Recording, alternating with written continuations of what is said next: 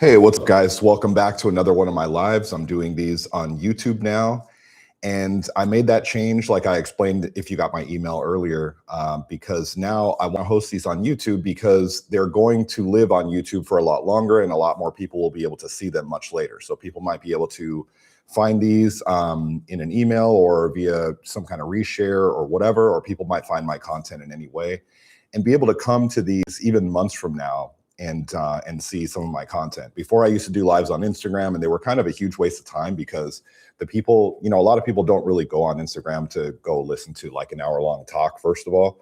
But secondly, people don't really go on there to look for lives. So they were just, after they happened, they were just kind of like being buried in my feed. Now on YouTube, I can save them and collect them. So I'm planning on doing these twice a week from now on. And after a while, I'll have like a pretty big library and I can share a lot of my knowledge with you guys. So from now on, these live streams are going to be on YouTube. And I really hope you guys will join me, ask questions, participate in the discussion, and of course, subscribe. For those of you guys who have not yet subscribed, please do. And please ask other people to subscribe too. I have, I think I'm somewhere around like 5,000 subscribers right now, a little more than that, like maybe 52 or 5,300. Really trying to get to 6,000 soon, but the big mark to hit is 10,000, because once you hit 10,000 subscribers on YouTube, you have some additional sort of preferential treatment that you get from YouTube. And it's a little bit harder to cancel you at that point, so you can speak a little bit more freely. Several other YouTube creators that I've known have mentioned that. So I'm trying to hit that mark. That way, hopefully I can be a little bit less suppressed and speak a little bit more freely, because I know I have a lot to share with you guys, but I'm always worried about getting deleted. I've definitely already gotten my first strike from YouTube a while back, and I don't want to get any more. So as soon as you hit certain numbers and become a little bit popular on YouTube, they're a little bit, they basically let you speak a little bit more freely because they realize that you're good for engagement within limits. So for those of you guys who have not yet already, please subscribe, please keep engaging with my stuff and share my content with anybody else that you think will benefit from them and encourage them to subscribe to. It really helps me out a lot. So to open up today's talk, I want to start with a little bit of a metaphor. So imagine that you have, and by the way, if you guys are having trouble hearing me or anything like that, please let me know, because I'm watching the live stream. Imagine that you have a friend and your friend is bad. You have a bad friend. And this could be, men have experienced this and women have both experienced this. So it's either way. You have a bad friend, someone that causes trouble, someone that's immoral, someone that likes nightclubs, someone that likes drugs, someone that likes partying, likes sleeping around, someone who has basically just a bad morality or no morality. And for whatever reason, you guys are friends and you guys hang out from time to time and you're good. You're a good person.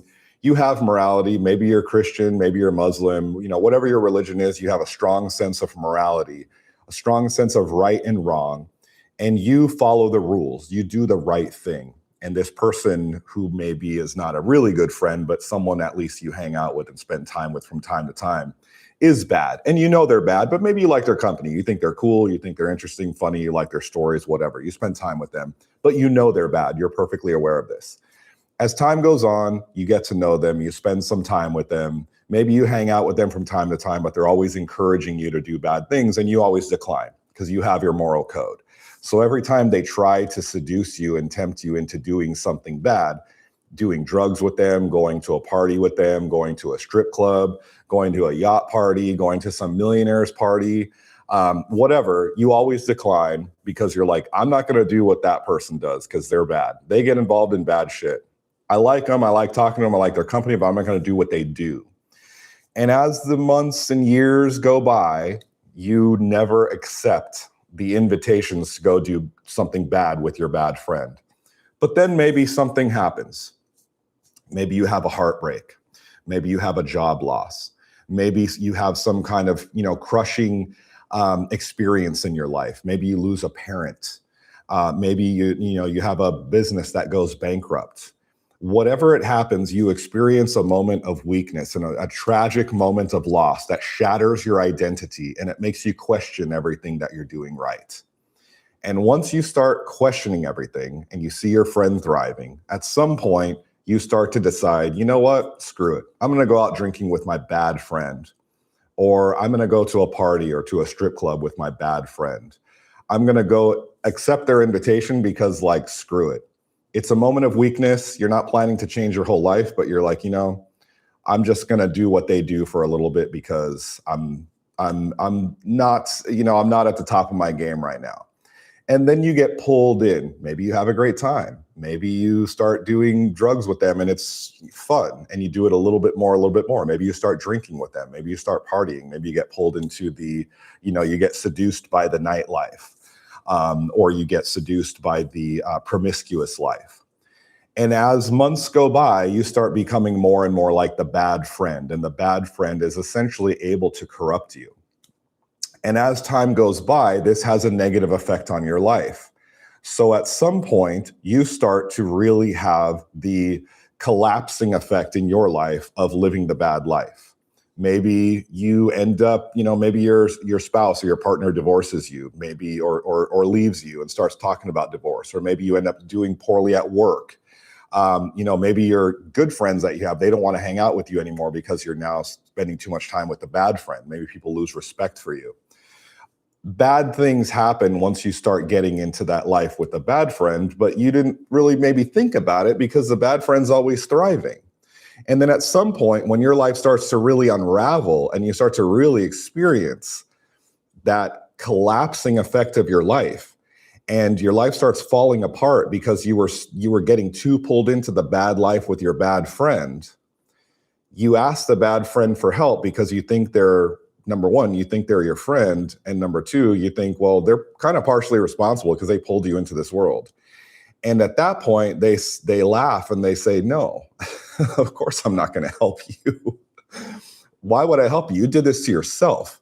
You did this to yourself. And you would get mad. You'd be like, what? For years, you were asking me to go out drinking with you, partying with you. You offered me drugs 100 times, and I finally accepted on the last time. You were always putting all these women and all this debauchery and degeneracy and stuff in my face. And I finally accepted after years of saying no. And now that I'm struggling, you're not going to help me? Like, what the hell's wrong with you? And at that point, the bad friend would say, well, the problem is I was able to influence you and corrupt you, and that pulled you down. You were never able to influence me. Your goodness did not influence my badness. But my badness did corrupt you and influence your goodness. So the fact that your life is falling apart, that's your problem and your responsibility. And what that proves is that I am stronger than you. You have proven that I, the bad person, am stronger than you because I influenced and corrupted you, but you were never able to influence and corrupt me. I have my standards and I know what they are. I know I'm bad. And I'm very, very well aware that I'm bad and predatory and exploitative. And you were very aware of that also. And yet you didn't influence me, but I influenced you. So now that your life is falling apart, that's your problem. And what you have proven is that I am stronger and better and superior to you. That would, to you as a good person, be shocking and confusing. And your head would be spinning and you wouldn't even know what to make of this. And yet, the bad person would feel very comfortable demonstrating their superiority over you because they influenced you, but you did not influence them. And at this point, now you're both bad, but one of you is just a lot better at it and knows how to thrive being bad. Now, that is a little example, a metaphorical example, which I'm sure has played out many times in many people's lives. But if you pull back and you look at all of society from this same perspective, where an entire society has been slowly chipped away out by corrupting bad influences. And there's a source of these corrupting bad influences. And you guys should know who they are. If you follow my content a long time, you should know who they are. I'm not going to say who they are publicly because you get in trouble for that, but it's a certain group of people with a certain moral code that is an inverted moral code. The Western moral code is part Christianity, part Greco-Roman or Stoic philosophy. Those two traditions combined have created most of the history of the Western tradition. And then you have this other Judeo-Masonic inverted morality that has been infiltrating and subverting it for a very long time, for hundreds of years at least, arguably thousands of years.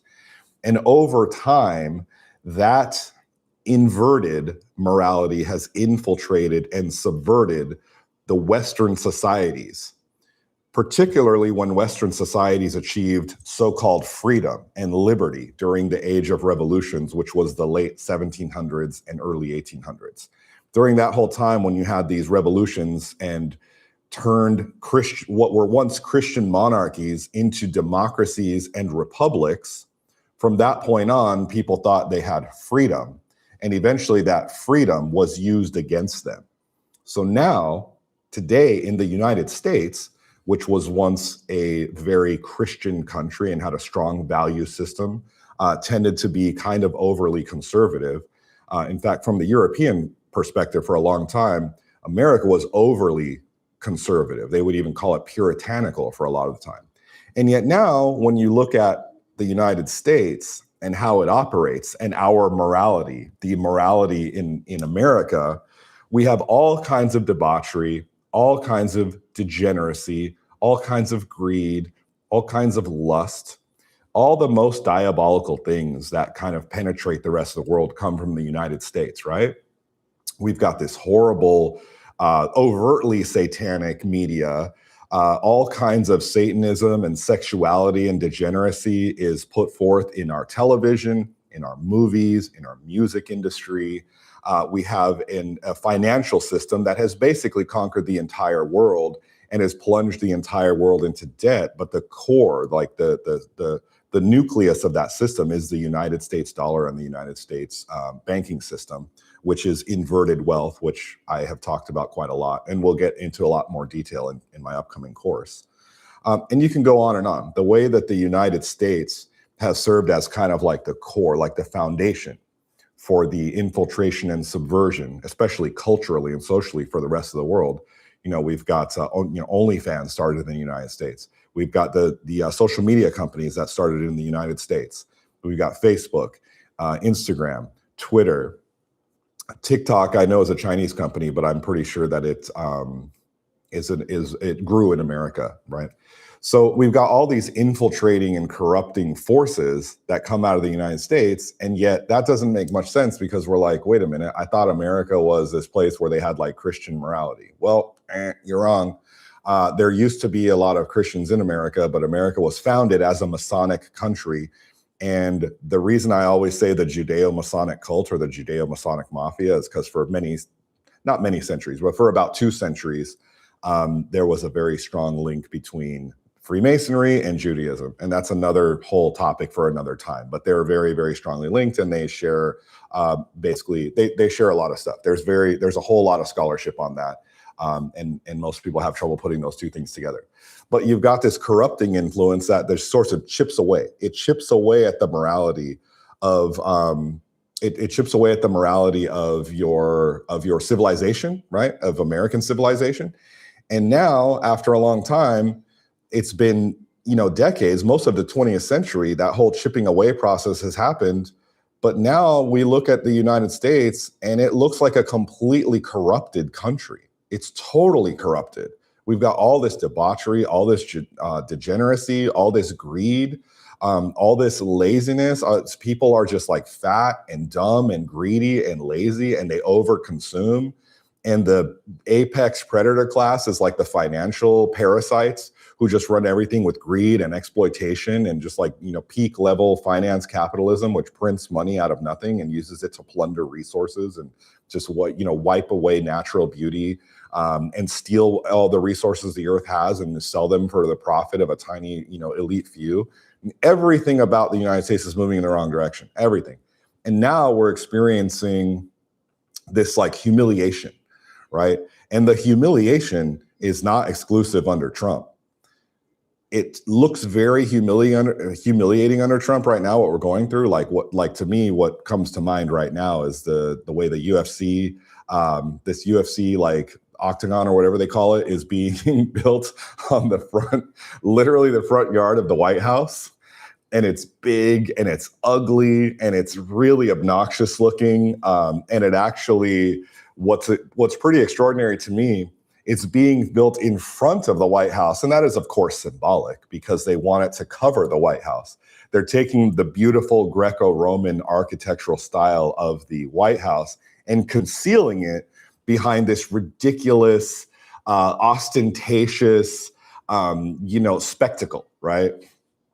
And it's a spectacle being put on by UFC, which is kind of a sports league that has become infamous for it's like exploitation of its athletes and exploitation of its fans. The head of that, Dana White, is very tied into the Trump administration.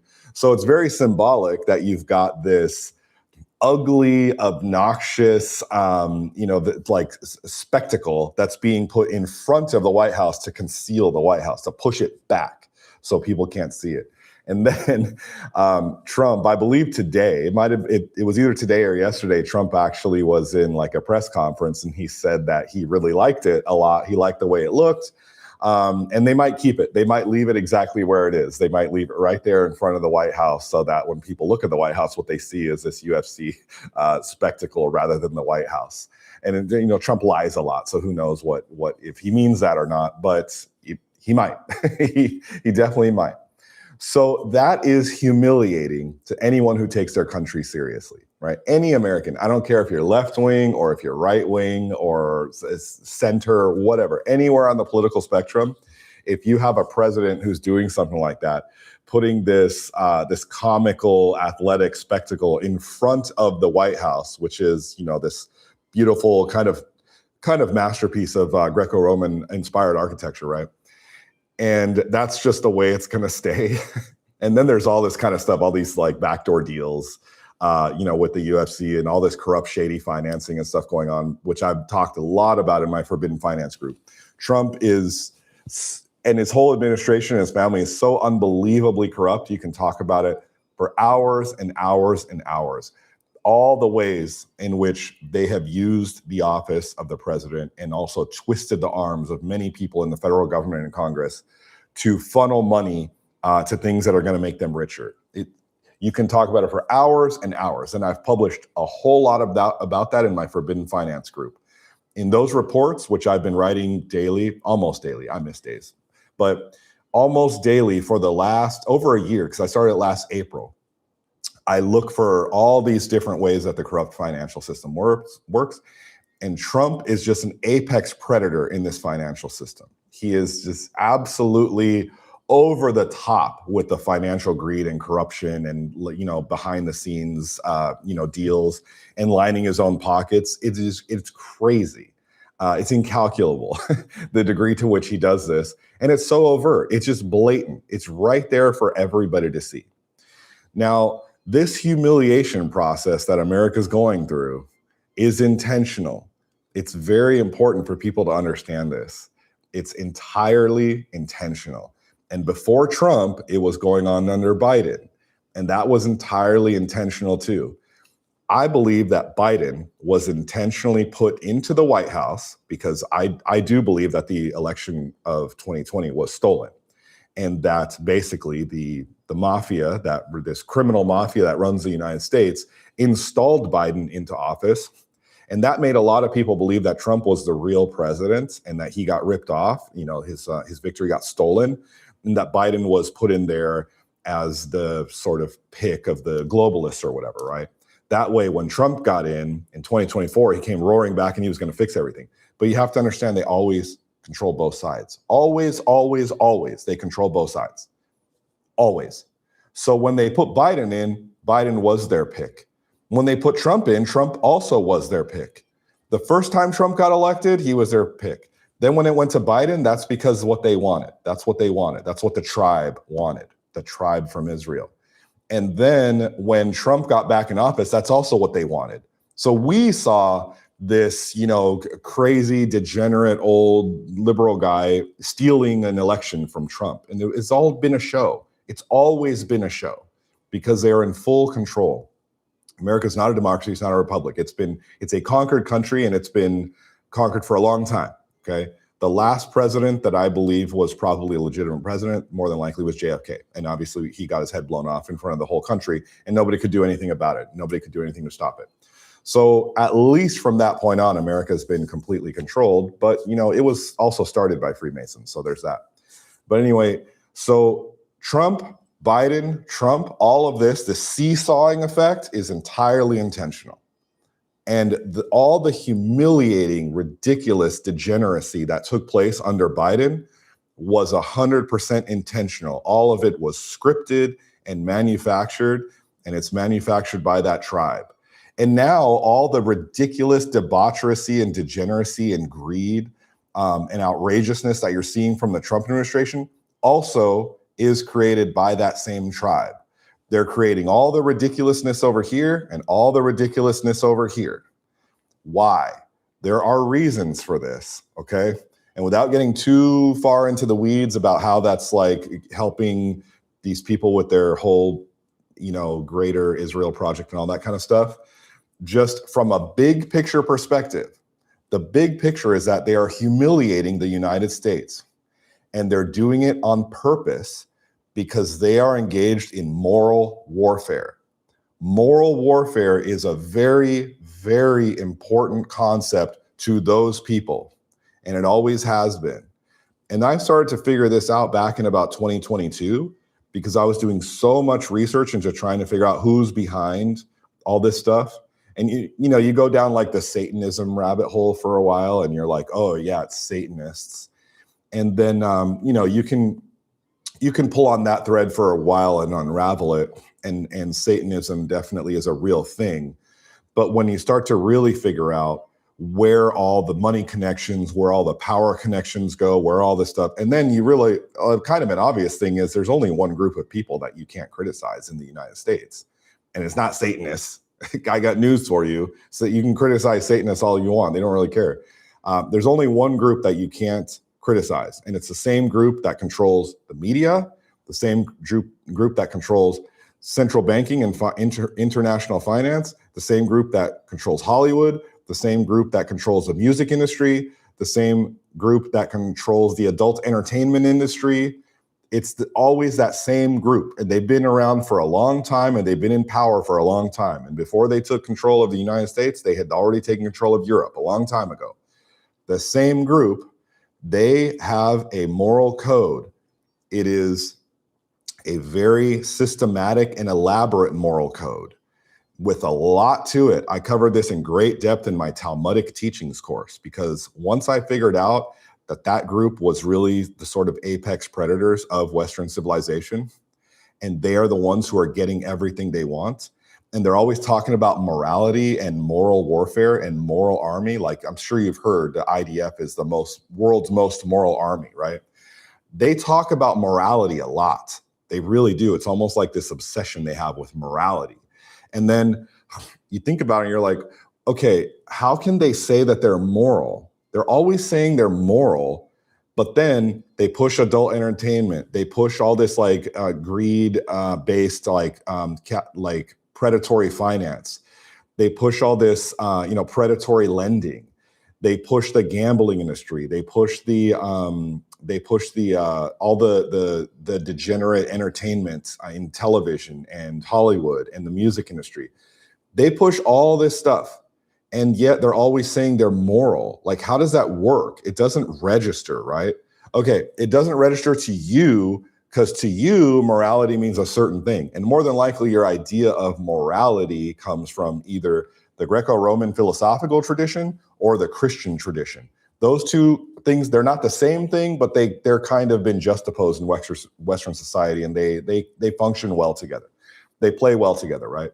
So throughout history, Christian morality and Greco-Roman philosophical Stoic morality have come together, and we think of those things as moral because they're generally based on good principles that are good for society, good for the individual. They cause the individual to optimize and to flourish, and they cause society to be healthier and a better place. They kind of have a sort of reciprocity built into them. The moral code of both of these, they have a reciprocity built into them, which is like treat society and others like you would treat yourself, and also treat yourself like you respect yourself, right?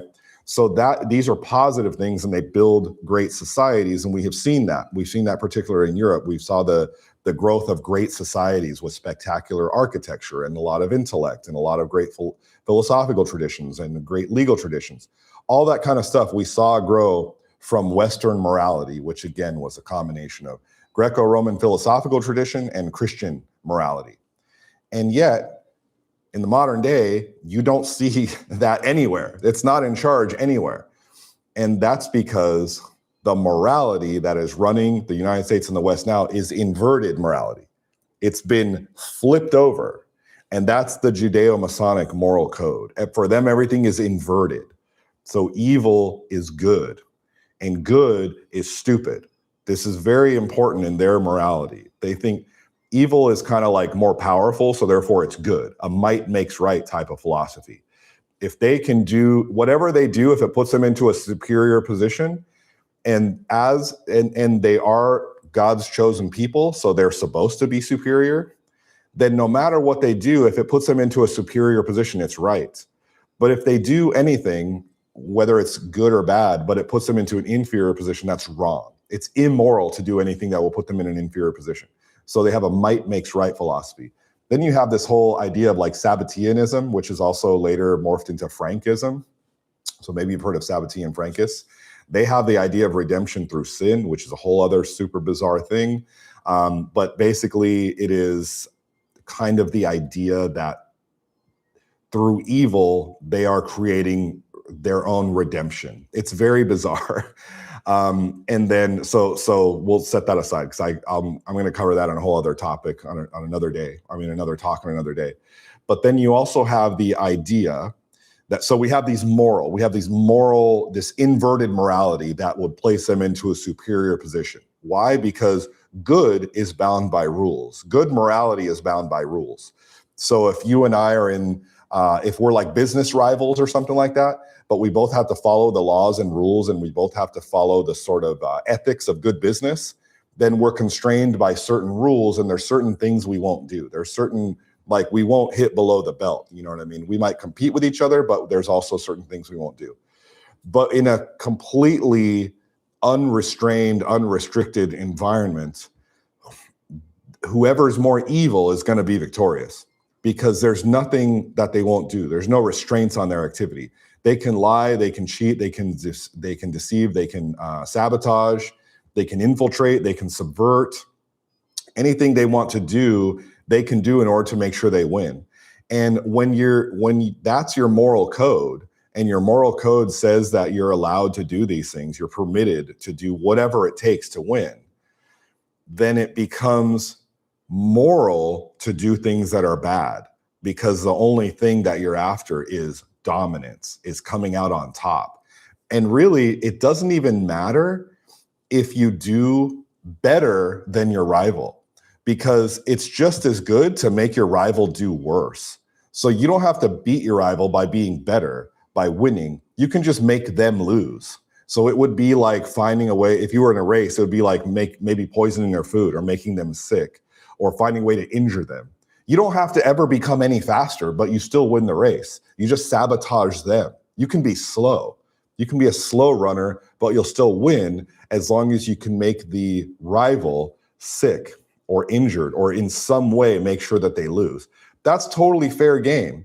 This is morally positive in the Judeo-Masonic moral code. This is a good thing to them. It's good when you can win by any means, even if it's by bad means. Then to take that even a little bit more forward, we have to look at this Yahoo was in an interview. It wasn't really an interview. Somebody was kind of briefly interviewing him as he was walking through a hall somewhere. And they were asking him about a book that he's reading. And he mentioned that he was reading a book that was about the history of the sort of conflict between Judea and Rome. Now, this is way back between the years of, I forget the exact years, but it was basically about a 200-year war. It was very lengthy, but it was from the 1st century BC until the early 2nd century AD. That's how long this conflict lasted, and a really big, important event that happened during that war was in 70 AD, and that was the total destruction of Jerusalem and the actual deconstruction of the Second Temple. So during that time, that is when Judea and Rome were in a war. It was a major, major war. And of course, remember, Jesus Christ existed at that time, and Jesus was basically considered to be a spiritual and political revolt within the Jewish community. And the powerful Jews at that time, the last thing they needed, while they were already at war against powerful, mighty Rome, and putting up a hell of a fight, I might add. They really, really did. But they're already at war against this powerful external enemy, but they also now all of a sudden have a revolt movement. And it's not a political revolt movement, it's a spiritual revolt movement that occurs within their community. So the last thing they needed when they're already at war is with this powerful enemy is to have a fracture, a split in their own community led by this, what they would perceive to be a traitor, who was Jesus, who wasn't just saying, hey, let's have a political overthrowing. No, it was like a spiritual overthrow of the sort of rabbinical Judaism, right? That's why they dealt with Jesus so harshly, is because he was able to fracture the Jewish resistance to powerful, mighty Rome. And after that fracture, Judea eventually fell, right? And they struggled a lot because after the defeat of 70 AD, the Roman Empire took the Judeans and pretty much scattered them all over the old world. And that scattering became later known as the diaspora. And the very last event in that war, I'm pretty sure, was in 133 AD, which was the siege of Masada, a famous fortress, where basically it was like the last little holdout of the most hardcore Judean warriors. And they had a really good fort because it was at the top of like this mesa, pretty much impenetrable.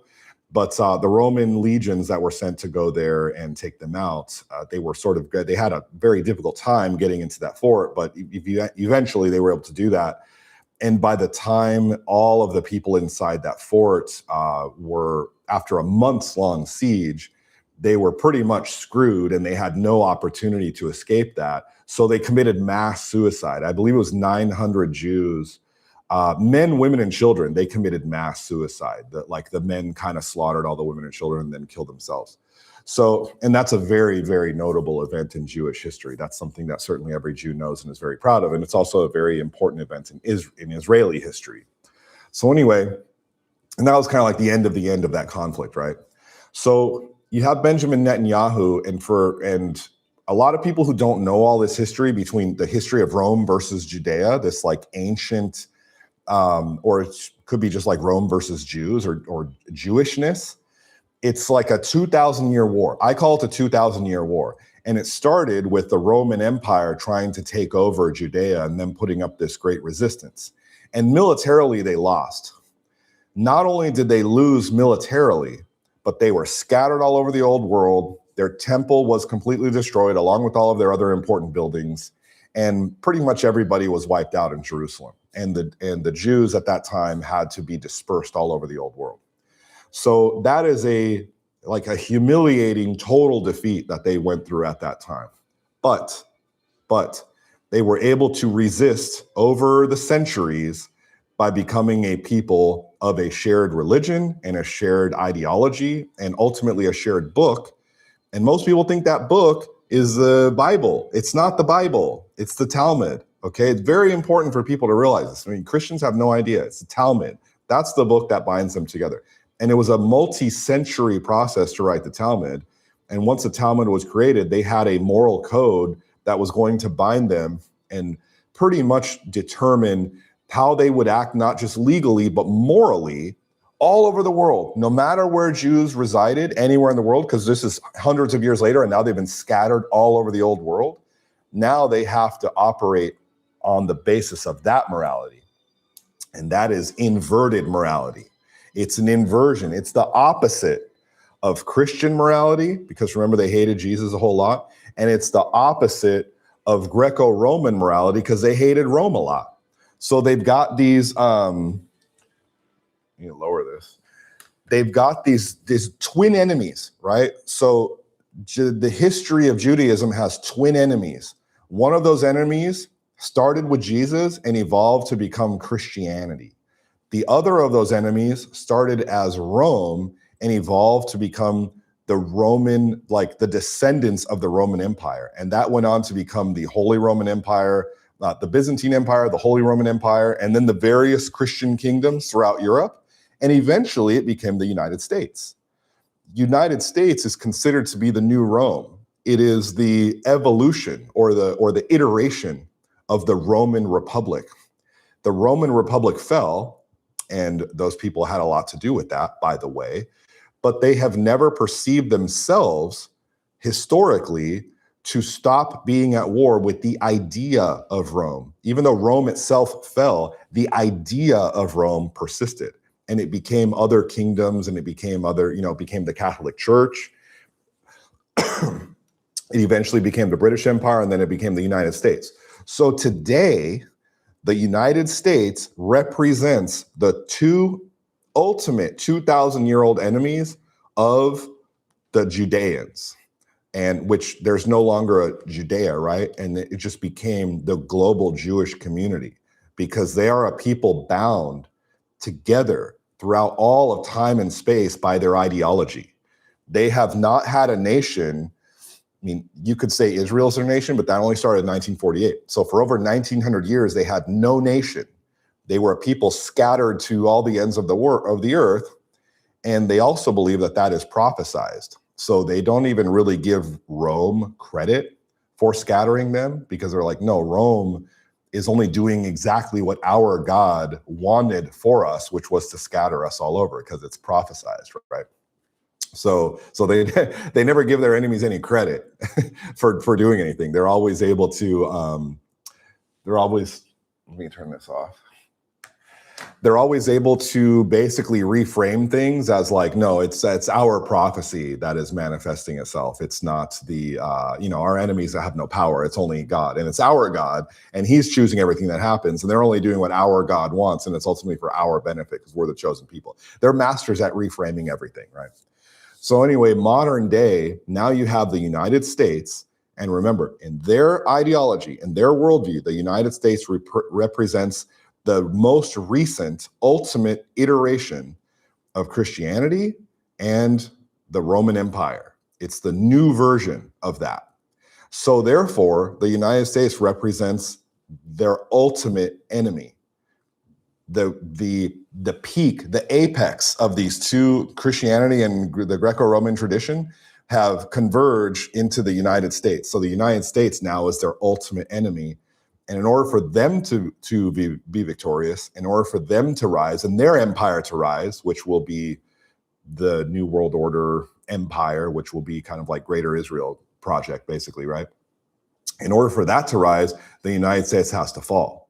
But it's not going to fall until they're done extracting resources from it, and extracting wealth, and extracting knowledge, ideas, creativity, labor. They extract. The way that they operate is parasitic. It always has been. Even in the Bible, there's old Bibles, go all the way back to Genesis, and the way they operate is fundamentally parasitic. It's part of their ideology. Go read the story of Joseph. I can't believe how many Christians think the story of Joseph is about this hero. The story of Joseph is about a man who is an outsider, infiltrated the government through manipulating the leader, then was able to assume the authority of the government and use government power to extract resources from the people, then claim personal ownership of those resources, and then sell them not just back to the Egyptians from whom it was confiscated, but also sell them to other countries. And all that wealth was going to him because he was personally assigned as the person who had free reign to do all that. That's exactly what it says. Go read Joseph. There's nothing in there that says he was a hero for the Egyptian people or anyone else.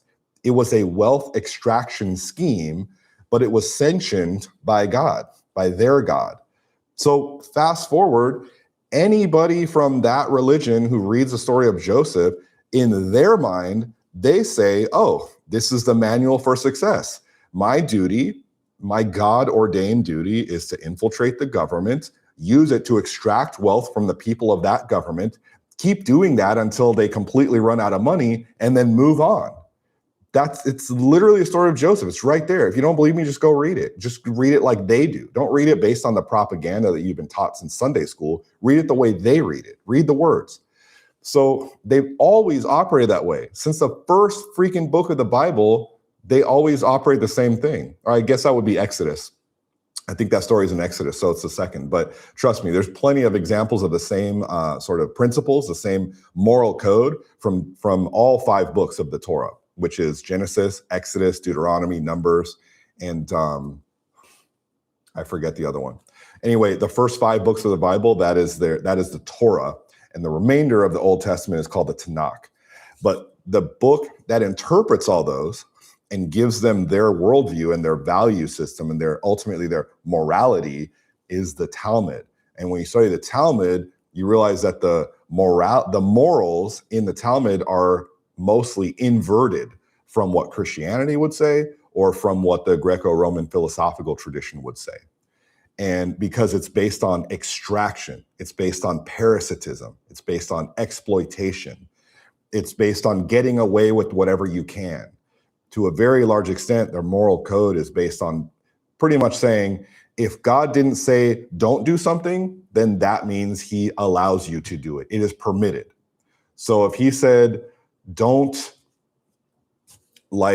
abuse children in a certain way, well, then they would not do that. But we should know now that that is a very common thing in their community. Well, it doesn't say don't abuse children in a certain way in the Bible, in the command, and they have 613 commandments. Everyone else has 10, but they have 613. They're called mitzvot.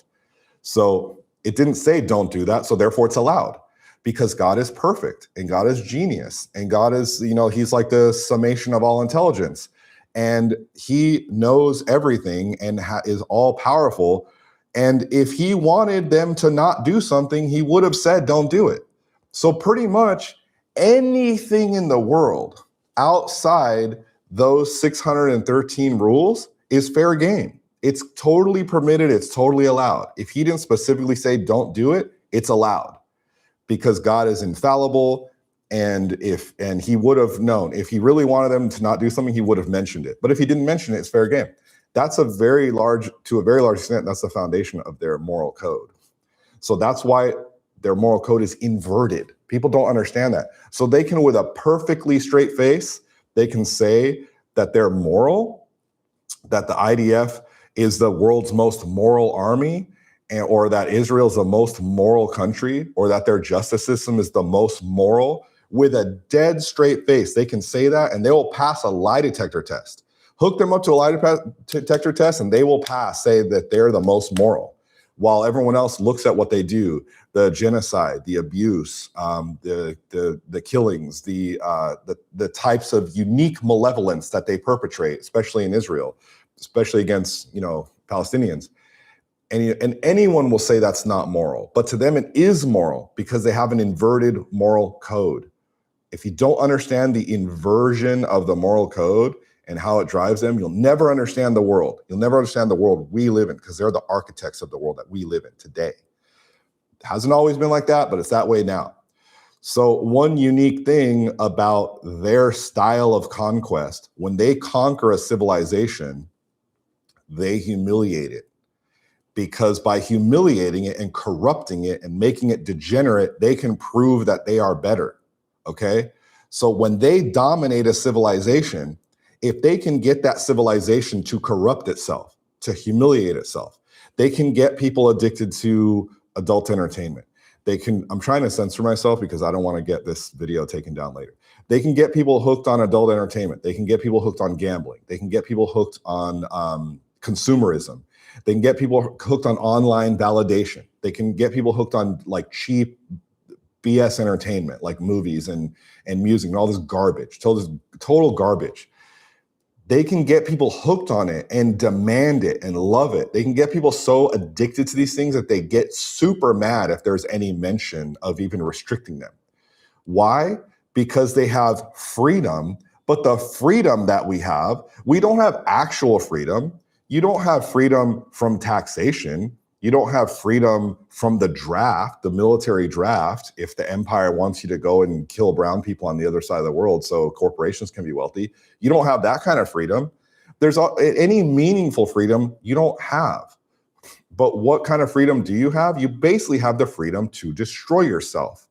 You have the freedom to get addicted to adult entertainment and to eat all kinds of garbage, awful food that's made of all these chemicals that will kill you. You have the freedom to become a fat, disgusting slob who's addicted to all kinds of electronic entertainment and dopamine rushes and online validation. You have the freedom to destroy yourself with mental illnesses and psychological weaknesses and insecurities and all this kind of stuff.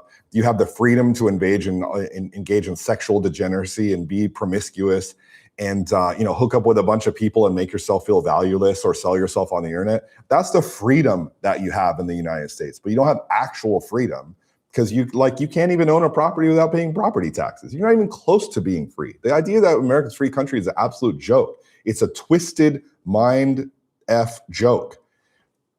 You have only the freedom to destroy yourself. And they're allowing you to destroy yourself and they're encouraging you to destroy yourself. And they revel in it. They laugh. So they're humiliating us on purpose. The Biden administration was there to humiliate us on purpose. Nobody thought this stuff was a good idea. They didn't think it was a good idea to have all these like trannies and drag queens and stuff in front of the White House and then have the United States flag surrounded by like the trans flags or whatever. No one actually thinks it's a good idea. They know it's ridiculous. They know it's stupid. They know it's humiliating and demoralizing. That's why they do it. They do it because it's absurd, because it is to demoralize us, because when we are demoralized, it proves that they are morally superior to us, because American, Christian, Greco-Roman philosophy and morality didn't infiltrate them. Their inverted morality infiltrated us. Our civilization, our morality, our worldview did not elevate theirs, but theirs was able to demoralize and downgrade ours. The corrupting influences has won. The edifying influence on them did not win. Their corrupting influence on us did win. So when they put that on full display, like right now, what you're seeing with the Trump administration, it's massive, never-ending grifting and fraud and obvious corruption and the lying and the mockery and this stupid UFC thing that they're building right in front of the White House. And, they're probably going to leave it there and have all kinds of other bullshit too. It's mockery, it's humiliation, it's degeneracy, it's demoralization, it's intentional. They are showing the world that they are better than us. It is on full display. They're superior to us. In their minds, they're morally superior to us. Why? Because their morality was able to downgrade our morality, but our morality was never able to upgrade theirs. And this is not a unique insight that I have. I'm not some genius here. I'm taking a lot of philosophy and a lot of commentary by scholars and statesmen and critics and even the Catholic Church from throughout the 1700s and 1800s, because this is the same thing that they were saying about how they were infiltrating European countries and humiliating them and demoralizing them and making them degenerate and sapping them of all their vitality and their wealth via debasement of the currency, and causing their stock market to just go completely haywire with all the speculation and the influx of fake money pumping up pumping and dumping, right? Because they pump and dump. Many people have complained about how this was the pattern in Europe. Obviously, it was also the pattern in Germany. And now it's the pattern in the United States. The United States is on the chopping block. It's the same pattern by the same people. And when they conquer a country, they humiliate it, they demoralize it, they mock it. And the way that they mock is by getting us to mock ourselves. It's very, very important to realize this. That is a method of their conquest to not exert force on us or to humiliate us. They just make sure that we destroy ourselves. We embarrass ourselves. Self-destruction is how they conquer. They promote self-destruction. So we have nobody but ourselves to blame. Do you see how that's a moral victory for them? It's a moral victory when they can infiltrate our minds and cause us to destroy ourselves. We destroy our mental health. We destroy our environment. We have consciously participated in taking down the beautiful, spectacular Greco-Roman inspired marble and granite structures. We willingly wiped them out, bulldozed them, did whatever you call explosive detonation, reduced them to rubble, and built up these ugly square concrete and glass boxes that are completely soulless. This is intentional because they want America to be humiliated. They want it to be ugly and demoralized and embody immorality and degeneracy and poor spiritual health, poor mental health, poor emotional health. They love it. It makes them feel so good. And it's very important that we do it to ourselves. We participate in our own destruction. That's what makes them feel that it's a moral victory, because they were able to twist us up so much mentally that we have destroyed ourselves while they're just sitting in the back laughing. But the Western morality was never able to upgrade them and cause them to edify themselves as a group. There are many, throughout history, there have actually been many conversions. There's been many conversions of them to Catholicism or to Protestant Christianity.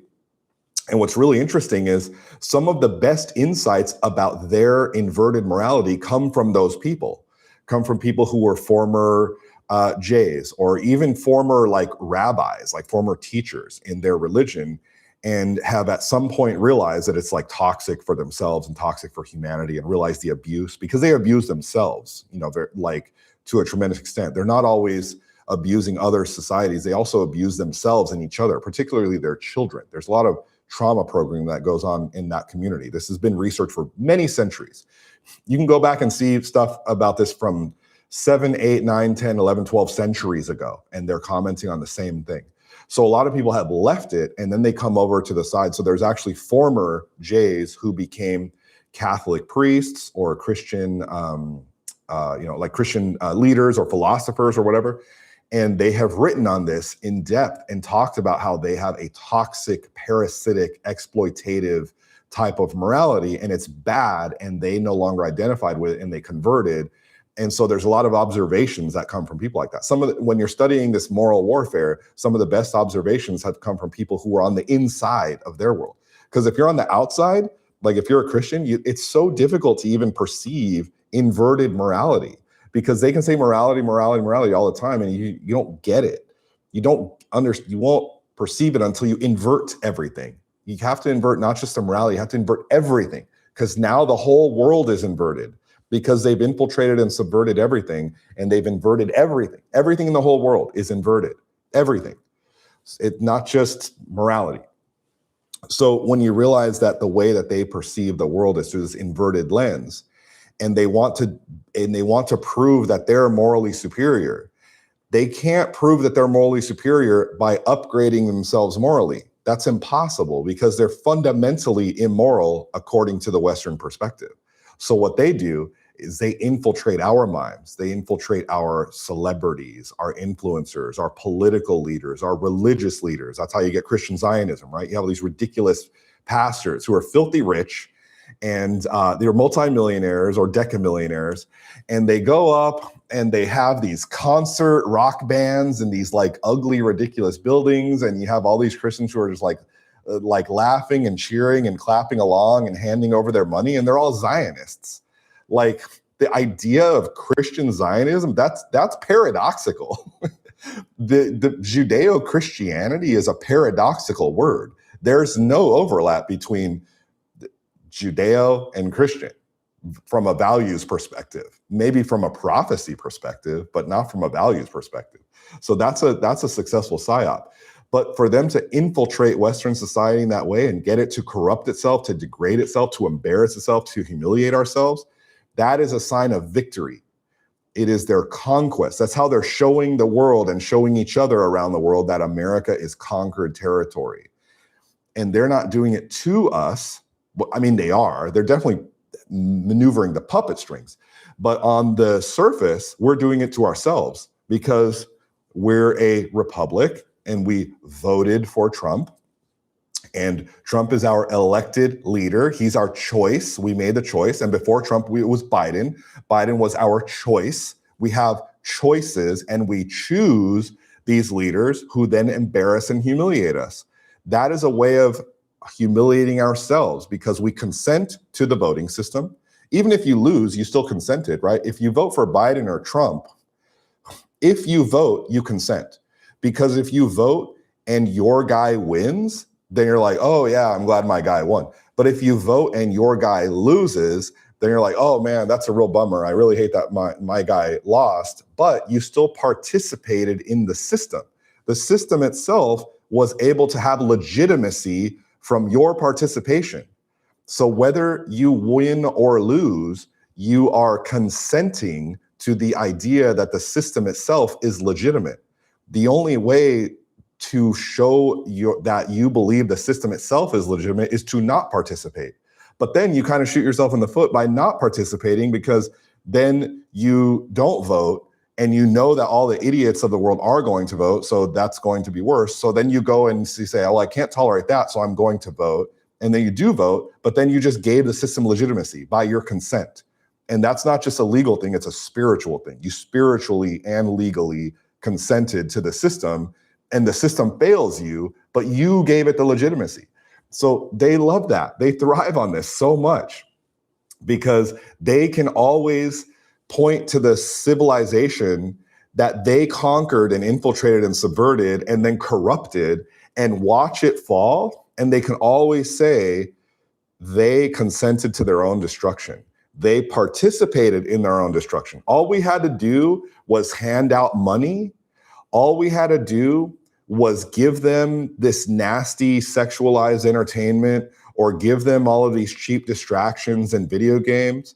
Now they're giving us AI, and what's AI going to do? It's going to cause the en masse dumbing down of society because people are going to outsource their thinking increasingly. People are going to lose the ability to critically think because they're going to outsource it, and the outsourcing is going to be to these globe-spanning machines that are consensus-generating machines. So they're literally going to not just create thoughts for people, but create choices for people. People are going to outsource their decision-making ability to this system that they think will make better decisions than they are for themselves. And it's very easy to infiltrate that because look at all the leaders of all the AI companies. They're part of the Judeo-Masonic cult, one side or the other. So everything they do, all they have to do is hold out the temptation, and then the society comes out and gobbles it up out of their hand. And who do they blame? Do they blame themselves for holding out the temptation? No, they blame the people who have taken the temptation. Why? Because if you were spiritually stronger, if you had stronger morals, if you had stronger values, if you really believed what you say, if you really believed in Stoic philosophy, or if you really believed in Christianity, if you think Jesus is so great and so wonderful, and you really embody his teachings, then you wouldn't have consumed our corruption, our temptations. But we were able to corrupt you because you're weak, and you're weak because you're immoral. And you being immoral means we are morally superior. That's their philosophy. That's their worldview. That's why they always say things like the IDF is the world's most moral army. They are the world's most moral army in the inverted world. The inverted world, they are the world's most moral because they're the most immoral. You have to understand moral inversion here. So America is going to continue to humiliate itself. It's going to continue to embody the peak levels of everything that's absurd. People call it a clown world, but it's worse than a clown world because if it was a clown world, it would just be ridiculous. It's not just going to be ridiculous. It's also going to be extraordinarily malevolent. The United States is going to become much more forceful, much more violent, not just around the world, but to its own people. The United States is going to become part ridiculous idiocracy world and part extremely aggressive, extremely forceful, malevolent, authoritarian conqueror. And it's going to take all the resources that it conquers, and it's going to funnel them into this parasitic stock market system, which is nothing but a big grift for the apex predators of capitalism to extract wealth from it. There's many examples of this. I cover this in depth in my Forbidden Finance group, and I'm going to cover it in depth in my Forbidden Finance course, which is coming up very soon. You guys are going to really, really enjoy that. If you're interested in understanding I'm not going to go so much into inverted morality, but I'm definitely going to go into how the financial system is an inverted system. It is designed by this same group of people to function as a wealth extraction scheme. And most people have no idea about that. Inflation is the cheap way that it's the primary way that they tax productivity and labor and vitality from economies that they conquer, especially because the more they debase the currency, the harder we work. So we're working harder and harder and harder just to get by. I know some of you guys, I know you are making double the amount of money that you were making 10 years ago. I know this. Your paychecks are twice as big as they were 10 years ago. And yet you can't afford the same stuff you were buying 10 years ago. Your lifestyle has gone down. I know that you guys are going through that because I'm going through that. We're regular people. It's designed to extract our wealth in ways that are difficult for us to perceive because we think we're getting ahead. We think we're making more money. We think we're getting promotions. We think we're getting raises. We think we're getting, upgrades on paper. And yet we're able to financially accomplish less. Why? Because the value of our currency itself is going down. So we are the recipient of the extraction of value, but the people who get the money first, this is an effect known as the cancel-on effect, and I will cover this in my Forbidden Finance course. But the people who get the newly printed money first are the ones who always are able to spend it before there is a commensurate devaluation of the currency. The people who are downstream in the system, that's us, the people who get the money last, we receive that currency after it's been debased. But the people who get it first, they're able to spend it while it still has value. And of course, that's just a cycle that keeps going on and on. So that is a way for them to get us working harder and harder, thinking we have to work harder to make more money because the money is worth less, but we don't even think about who is making the money worth less. And then they get us working so hard, so much, we don't even have time to research. We don't have time to become politically active. We don't have time to edify ourselves morally and spiritually. We don't have time to upgrade ourselves through research and learning and knowledge. All we do is work all day, every day to survive. Why? Because we're slaves. We are slaves. And we're slaves to this system that we consent to. We're not slaves bound by chains. That's unsophisticated slavery because it's forceful. It's against people's will. If you have slaves bound by chains and they're working, that's spiritually wrong because you're taking people against their will. They do not consent to slavery. They're only working because they're operating against pain and against torment. And the first chance they get, they're going to run away from the system and probably kill your ass. So that is the perpetual fear of a slave revolt. We have invisible chains. They're financial and legal, and we consent to the system. We work like slaves, but we don't perceive our chains. We don't understand what's really going on. What do? We work harder. Can you realize the brilliance of this? If you have actual slaves in physical bondage, they're never going to work with their utmost. They're never going to pour their heart and soul into their work. They're always going to work just enough to not get beaten.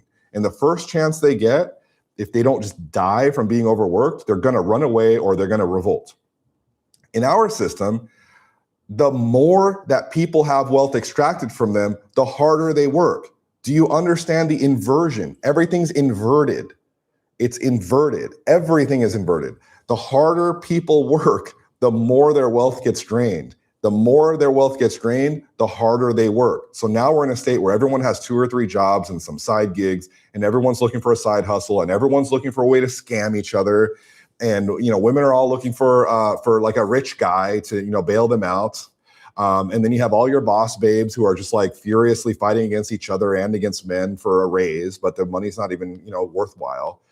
And men, there's going to be an increase in every kind of financial grift and scam that you can imagine. Remember NFTs? Do you remember when NFTs was going to be this next huge thing? And there were all these like financial geniuses talking about NFTs, like that idiot Gary Vee. Gary Vee is one of the biggest scam artists and frauds. Plus, he's super annoying. And I remember he was like one of the biggest proponents of Gary Vee. And I knew he was a scam as soon as he started promoting NFTs, because NFTs are obviously a scam. Like, how could people possibly fall for that? People with brains. Only greed overrides sensibility. There's lots of really smart people that fall for bullshit scams like that because greed overrides their intelligence. Well, don't you and then look at some of the people who got the most richest, like that Sam Bankman-Fried. Sam Bankman-Fried, guess what religion he is? Wow, I'll give you one guess. You only need one. And then, and he supposedly went to prison, but he's going to get out. He'll get pardoned. Watch. So they scam people all the time by getting us to scam ourselves. They don't force us to engage in these decisions. They just create circumstances where our morality and our beliefs and our certainty of the truth and what's right gets questioned. And we end up falling for greed, falling for lust, falling for, whatever temptation they're able to offer. We fall for it. And after we fall for it, they're able to they can demonstrate to us that we are morally inferior because we used to be a great society, but they had their hand with temptations out and we gobbled them all up. And now we have destroyed our own civilization and we have nobody but ourselves to blame. That's how they would see it. Now, anybody with half a brain will know that certainly they're partially to blame because they're the ones holding out the temptation. They're the ones running the media. They're the ones running the education system. They're the ones running the news. They're the ones running the music industry, the movie industry, the TV industry, the adult entertainment industry. They're the ones running the government. Every place where people get their ideas and their knowledge and their values, they run it. It's just like a bonus that they run the financial system. Mostly what they run is where people get their beliefs, where people get their values. Just look at every system where people get their beliefs and values and knowledge. They're behind it. They run it. They run it all. That's because it is their mandate in the world to corrupt everyone else and get them to destroy themselves because that means they're superior. Because we can't get them to destroy themselves. No one's ever done that. No civilization in history has successfully gotten them to destroy themselves. But they have many, many times gotten other successful civilizations to destroy themselves. And they do it by first infiltrating the financial system and then by infiltrating everything else.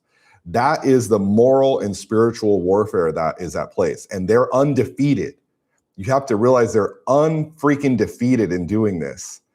They're slow, they're methodical, it's not very visible. Historically, they've dealt with a lot of persecution. They've suffered a whole lot doing this. So they've had a lot of setbacks, but eventually they always win. Evil always triumphs over good. Corruption always triumphs over virtue. Lies always triumph over truth. It doesn't happen right away, but it always happens. It's inevitable. So what the United States is going through right now is the late stage of this process, the late stage of this like parasitic extraction and demoralization and self-humiliation, like a self-flagellation ritual that we're going through. And we have ultimately ourselves to blame, although we've been spun completely morally and spiritually and intellectually out of control for generations to get to this point. But they can always look at us and say, well, you have only your blame. It's exactly how the devil would operate, right? The devil is supposed to be the fallen inversion because the devil is an inversion of an angel. And the angel was the brightest, most intelligent, most beautiful angel. So now the inversion of the brightest, most intelligent, most beautiful, most capable angel is now the most capable demonic force, the inversion. So now that force would be so much smarter than you.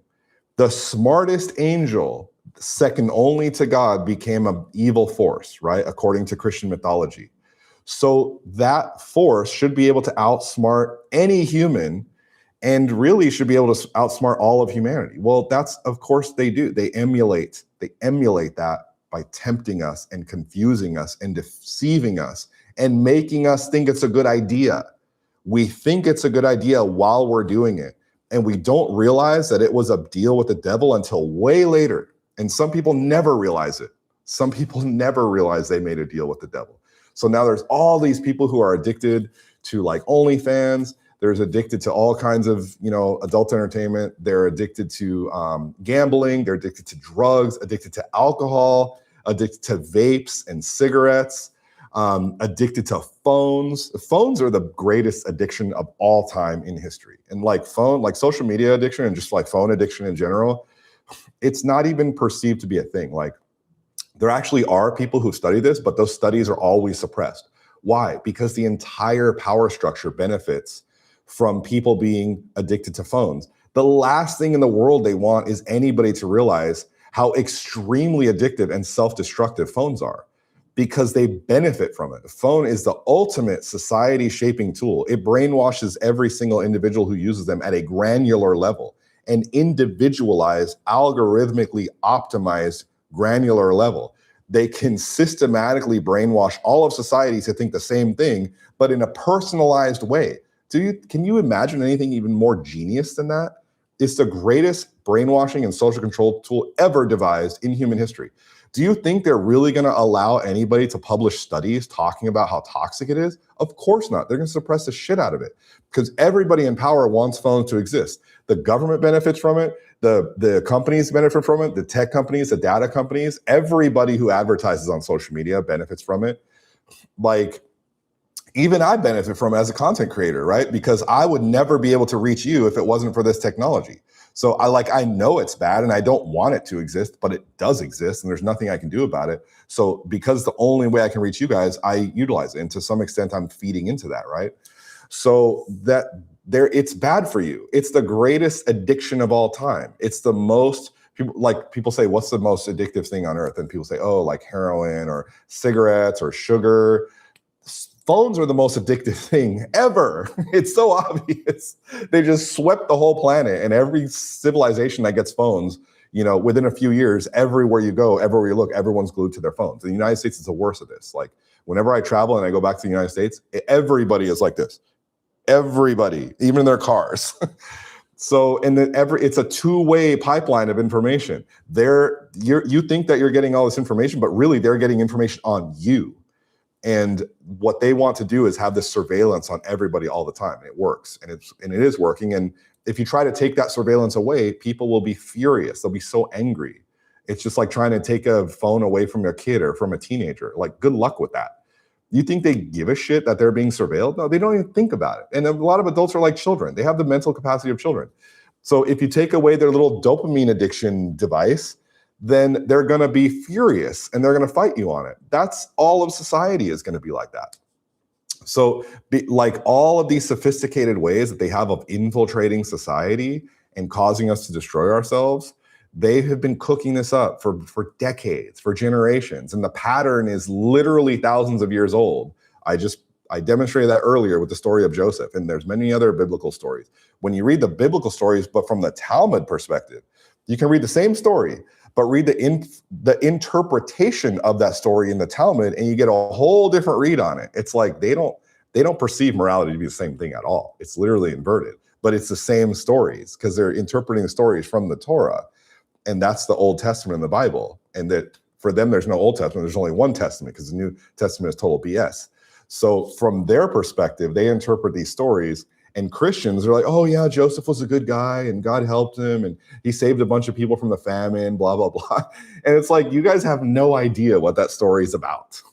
You, with your little positive, like naive worldview, you read this and you apply morality that's not even there because you're a good-natured, nice person and you think other people are good-natured and nice. So you take those good-natured, nice these naive perspectives and you project it onto these stories. But those were Jewish stories. It's their book. It's their history. And from those stories, they take away a completely different moral perspective that is the opposite of the perspective that you take. And that has allowed them to achieve tremendous amounts of wealth and power. So much wealth and power, they can literally dominate entire civilizations and get people to believe things that are the opposite of what they should believe based on their morality. They've done this many times. They've done this many times to many civilizations. And they just keep going. They've done it from all the way from great empires, all the way to individual little principalities throughout the Middle Ages. And eventually they always get rounded up and kicked out because they've done it so many times. But this time that's not going to happen. They're not going to get rounded up and kicked out of the United States. Why? Because they wrote it into law that you have freedom of religion here. Before they set to work on infiltrating and subverting and corrupting the United States and using it as their ultimate weapon of world conquest, they made sure that freedom of religion was enshrined in our Constitution. So guess what? That gives them free reign to just corrupt and infiltrate and subvert and ultimately destroy. And no one can stop them. So it ain't going to happen. Forget it. If you think the United States is going to get its wits about it and kick them out, it ain't going to happen. They control the United States completely. It is their creation. It is the biggest asset in their portfolio, and they're going to use it to conquer the whole rest of the world. The United States is cooked. It's done. And in the process of being done, it's going to become way worse for regular people like you and me, and it's going to become way more aggressive. The United States is going to become a war state, a conquering empire. Historically, you would argue the parallel to that would be like when the Roman Republic turned into the Roman Empire. I can't believe how many people don't know this basic thing about Roman history. There were two Romes, two separate Romes. The Roman Republic, which was a republic and people actually had a participation in it, and then the Roman Empire. The beginning of the Roman Empire was when Julius Caesar basically decided to be a dictator and, said this is the way it's going to be now.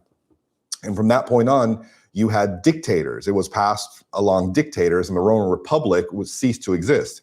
There was the idea that it could be restored as a republic. You had some good emperors and some bad emperors, like Marcus Aurelius, for example, who I think is a brilliant man. I love his book, Meditations. It's one of my favorite books.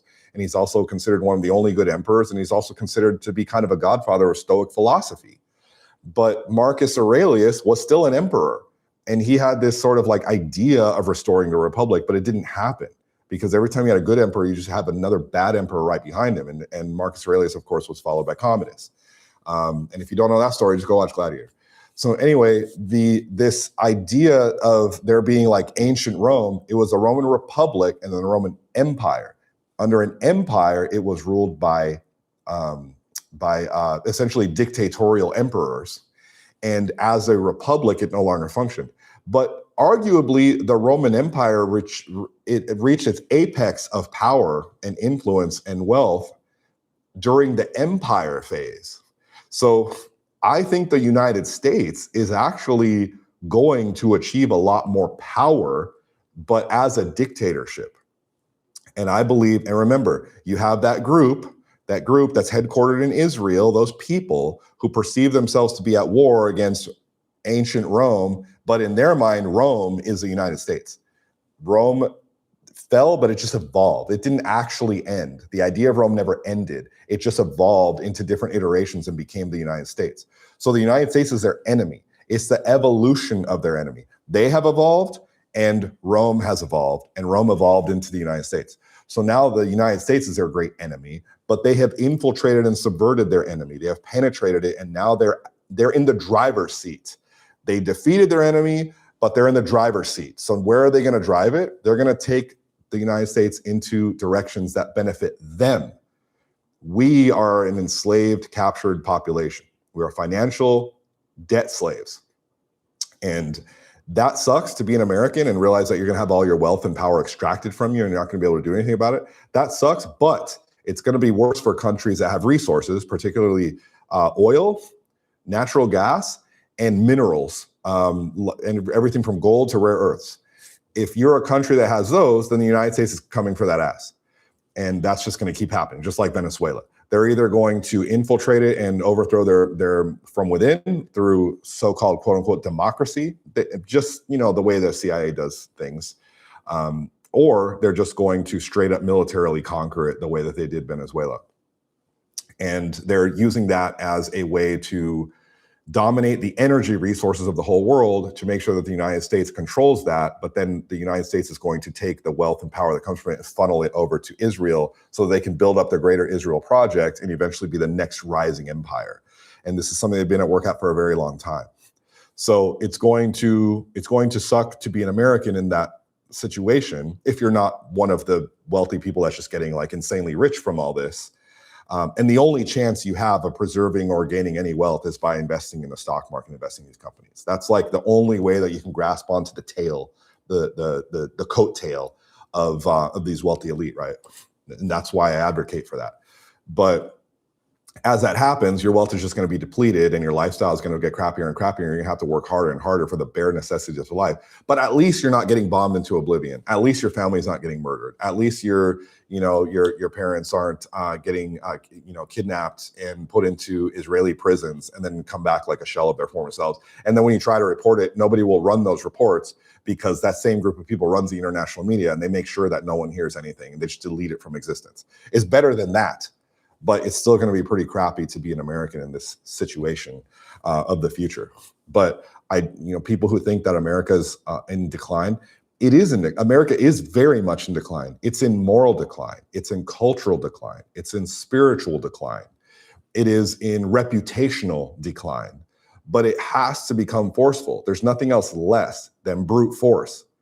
And Trump is an agent of brute force. It should be obvious that Trump he operates like a mafia boss. The United States, whatever it wants, it's going to take. It's going to take through violence. And it has to keep doing that because the people at the wheel are criminal mafia gangsters. And they're manifesting this delusional like sequence of events that they have thought will happen for thousands of years. So they're not just going to they're not going to observe the Constitution. They're not going to just casually do what voters tell them. Don't be a retard. Don't be ridiculous and think that these professional ancient mafia gangsters who are brutal and malevolent and sinister and have an inverted moral code and do whatever they want, they take it through violence. Infiltration, subversion, bribery, blackmail, extortion, or outright violence and assassination. They get what they want by any means necessary, and they'll always break the rules. And the good people won't break the rules. Good people follow the rules. They are unburdened by rules. So they're going to win. Whatever they want, they're going to get it. And it's going to look really, really bad for people like us. But it's inevitable. That's just the stage that we're in. And you guys just have to realize that. But as that happens, America is going to be humiliated. It's going to be embarrassed increasingly. This is a part of how they operate.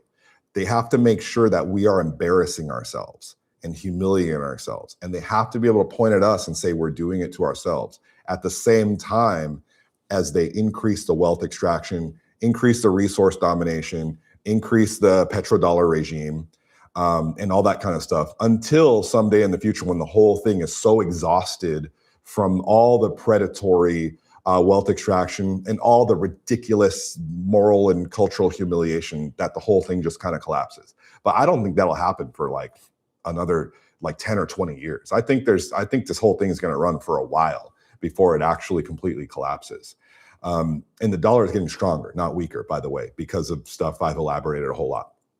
And if you want to understand that, I elaborate on that quite a lot in my Forbidden Finance group, because remember, all this ties back into money and investments and economics.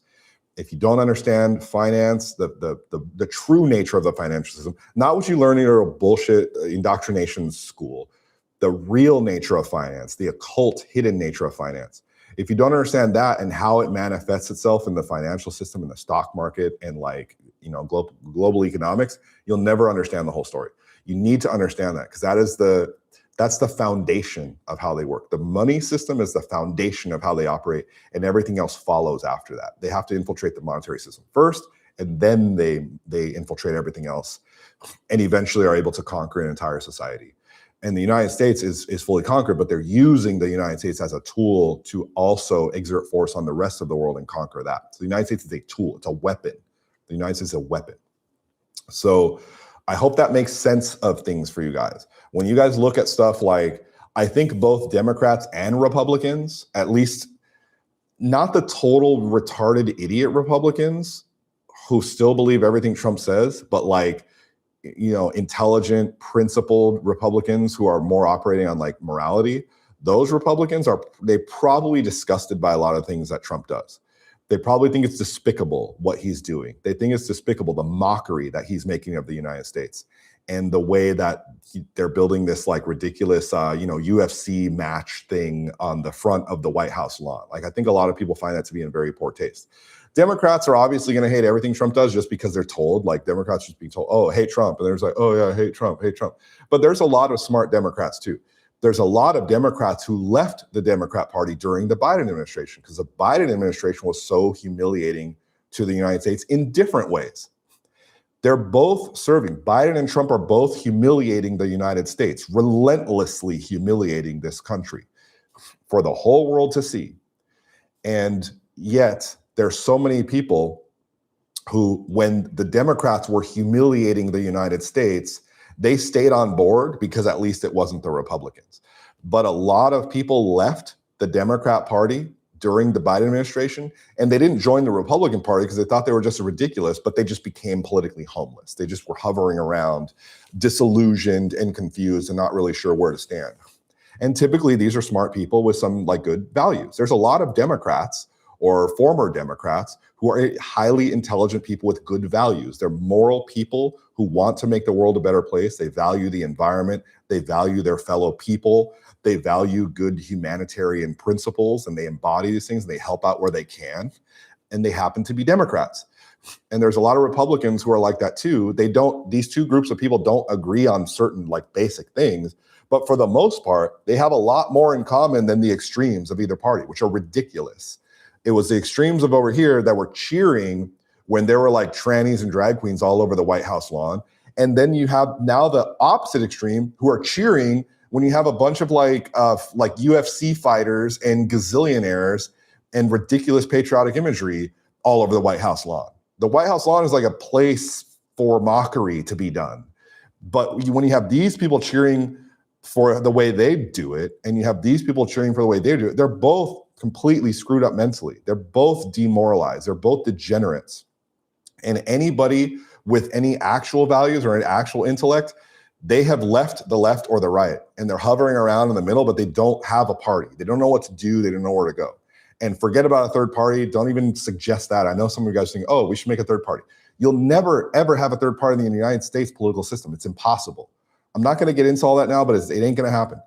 And even if it could happen, the only time you'll ever get Democrats and Republicans together is to neutralize a third party. There have been attempts at third parties. They've never lasted because instantly the left and right will come together to destroy a third party. So forget it. It's not going to happen. Don't even waste any time trying to think about that. You guys just have to go into survival mode. It's the only option. The right and the left, they work together. They're both controlled by the same people. The same psychopaths are manipulating and puppet mastering both sides. And they're making sure that the United States embarrasses and humiliates and degenerates itself into oblivion while they laugh and extract wealth. They have pipelines of wealth coming out of the United States to them. And eventually they're going to take all that wealth and all those ideas and all that knowledge and all that weaponry and all that power, and they're going to concentrate it in their new empire, which is going to rise from Israel.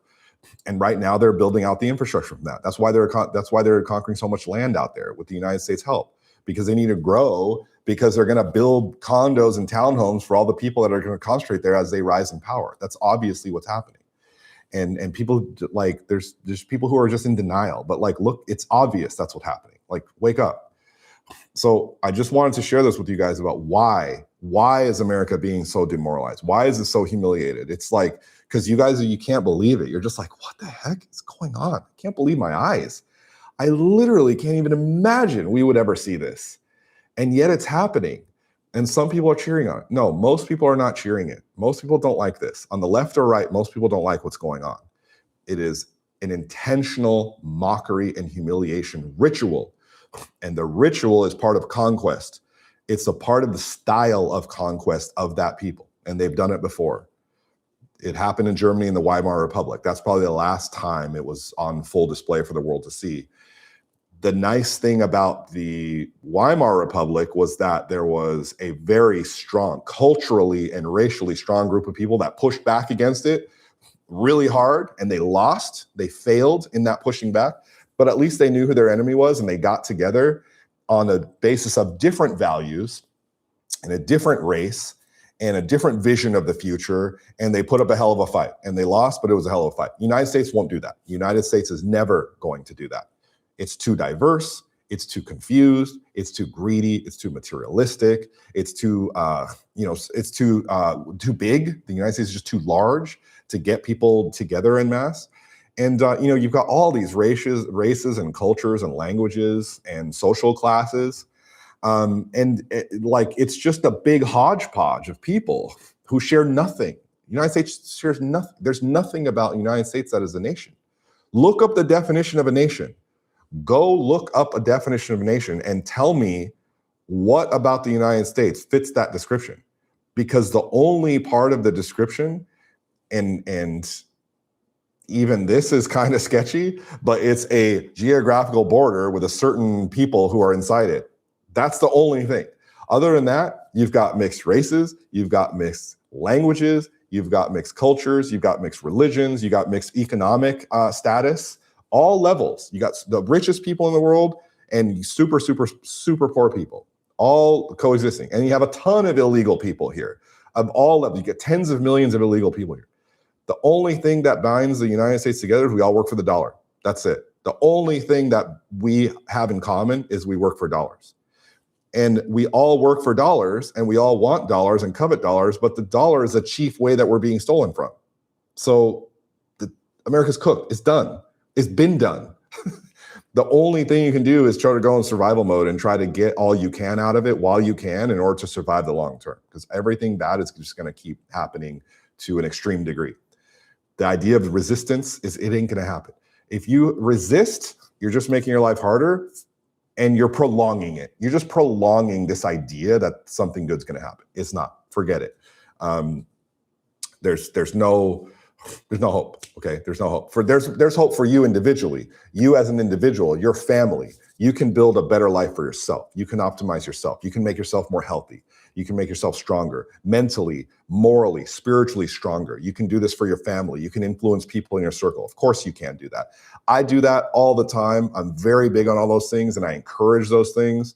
But that's the best you can do. The best you can do is focus on what you can influence and what you can strengthen in yourself, because we are at battle here. We're in a war. And you should make yourself mentally and physically and morally and spiritually and financially more powerful for that war. But as a nation, the United States has no hope. It's done. It was conquered a long time ago. This project is many decades old, generations old. I would say about a century old.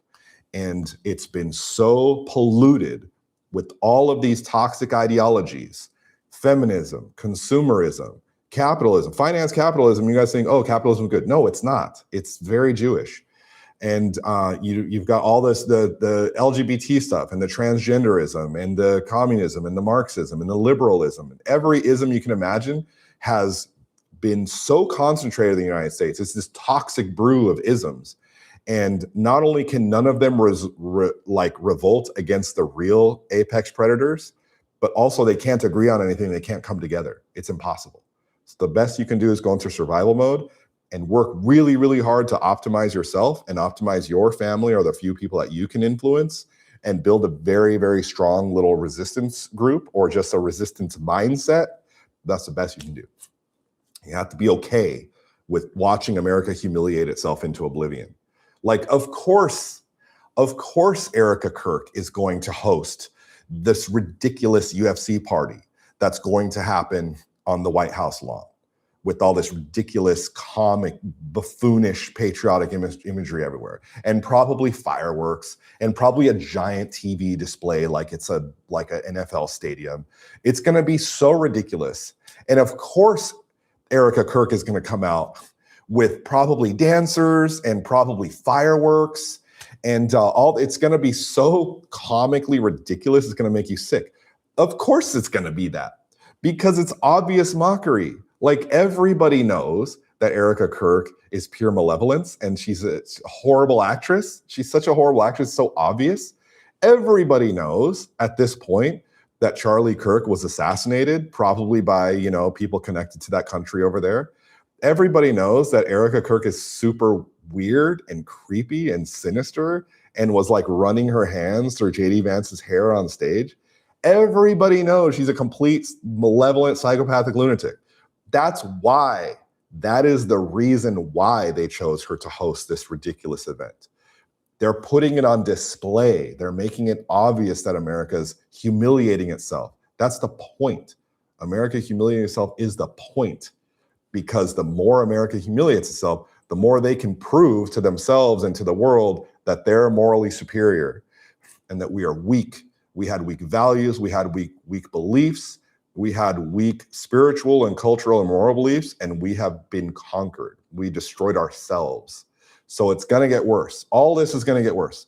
Everything that you can imagine, like idiocracy, it's going to be way worse than idiocracy, because at least in idiocracy, people were so stupid that they didn't have malevolence. The president in idiocracy wasn't malevolent. He was just ridiculous. But you're going to have a lot of people like idiocracy who are ridiculous, but the apex people, the elites, are going to be extraordinarily malevolent, extraordinarily predatory, and they're going to get away with it. So many people who are extreme apex predators of capitalism, they're going to get pardon after pardon after pardon after pardon by Trump. You guys think he's done a lot of pardons? You guys just wait. I think he's done like 1,500 pardons or whatever, mostly of like white collar criminals, and a lot of them were J people. Expect thousands or tens of thousands of pardons, blanket pardons, and no one's going to stop. No one's going to do anything about it. No one can. It's going to get so much worse, and they're always going to be able to point at us and be like, you allowed it. You people allowed it. Your shitty beliefs, your consumerism, your greed, your selfishness, all of your weaknesses as people allowed this and participated in it, and you get what you deserve because you suck and you're immoral and we're immoral. That's their philosophy, and you know, you almost kind of can't really argue with it because it's exactly how the devil would operate. So that's it for today. I got a donation. Thank you, whoever sent that. So that's it for today as far as this little, like, you know, speech, I guess, that I wanted to give you guys. And I hope that helps you guys make sense of the world, because the world is confusing and it's crazy. And it's like, it pisses you guys off. I know you get really upset about this stuff. I get messages from you guys all the time, how mad you are, how sad you are. There's so much despair in your messages. At this point, like, I get it so much, and I've been doing this so long, I just laugh. I literally laugh. Like when I saw that Erica Kirk was going to be the host of this UFC thing, I was like, oh, of course. Like, I was mad that I didn't think of it. I was mad that I didn't know she was going to be the host, because I was like, of course. I'm usually so good at predicting how bad things will get, and I totally missed that. But it's such a perfect part of the humiliation ritual to make Erica Kirk the hostess of this ridiculous spectacle. It's like, it's perfect humiliation, and that's what America's going through. And it's going to get worse. Whatever's the worst possible stuff you can imagine, that's what they're going to do, because they're making sure that we are humiliating ourselves and we're demoralized. And they're going to blame us. They're going to point the finger at us and make sure that we know that we're the cause of the humiliation because we voted for this, or it's our constitution that allowed this government, or is our choice of the president that caused this to happen. They can always throw the blame back on us. That's the genius of how they operate. So now I'm going to give you guys a couple of answers to some questions that I got. I'm just going to do two real quick because I already went to. I go off when I do these things. It's kind of ridiculous how much I talk when I do these, but I don't know. I get real into it, you know? So let's see. I had two questions that I will address real quickly. And these were from Instagram. So those of you guys who respond to my Instagram, I'm just going to do my best to answer some of your questions. I didn't get that many. You guys usually participate more. Usually I get like 10 or 12, but this time I got like 4. Anyway, what does human trafficking operations look like in the USA? Who are the perpetrators? So I'm not an expert on this, and I can't give you all the answers on this, but I will tell you one thing about human trafficking operations. Think about inversion. Think about inverted morality, okay? invert everything. When you invert everything, you get a better understanding of it. So think about if you are a person who is in charge of human trafficking of children, let's say, and you're taking children and you're involved in some kind of international trafficking ring, and you have customers in whatever countries where they want the children for these malevolent reasons. And on the other side, you have sources of the children. And the sources could be, let's just say if you went straight to the source, you would have to actually like kidnap them from playgrounds and stuff like that, right?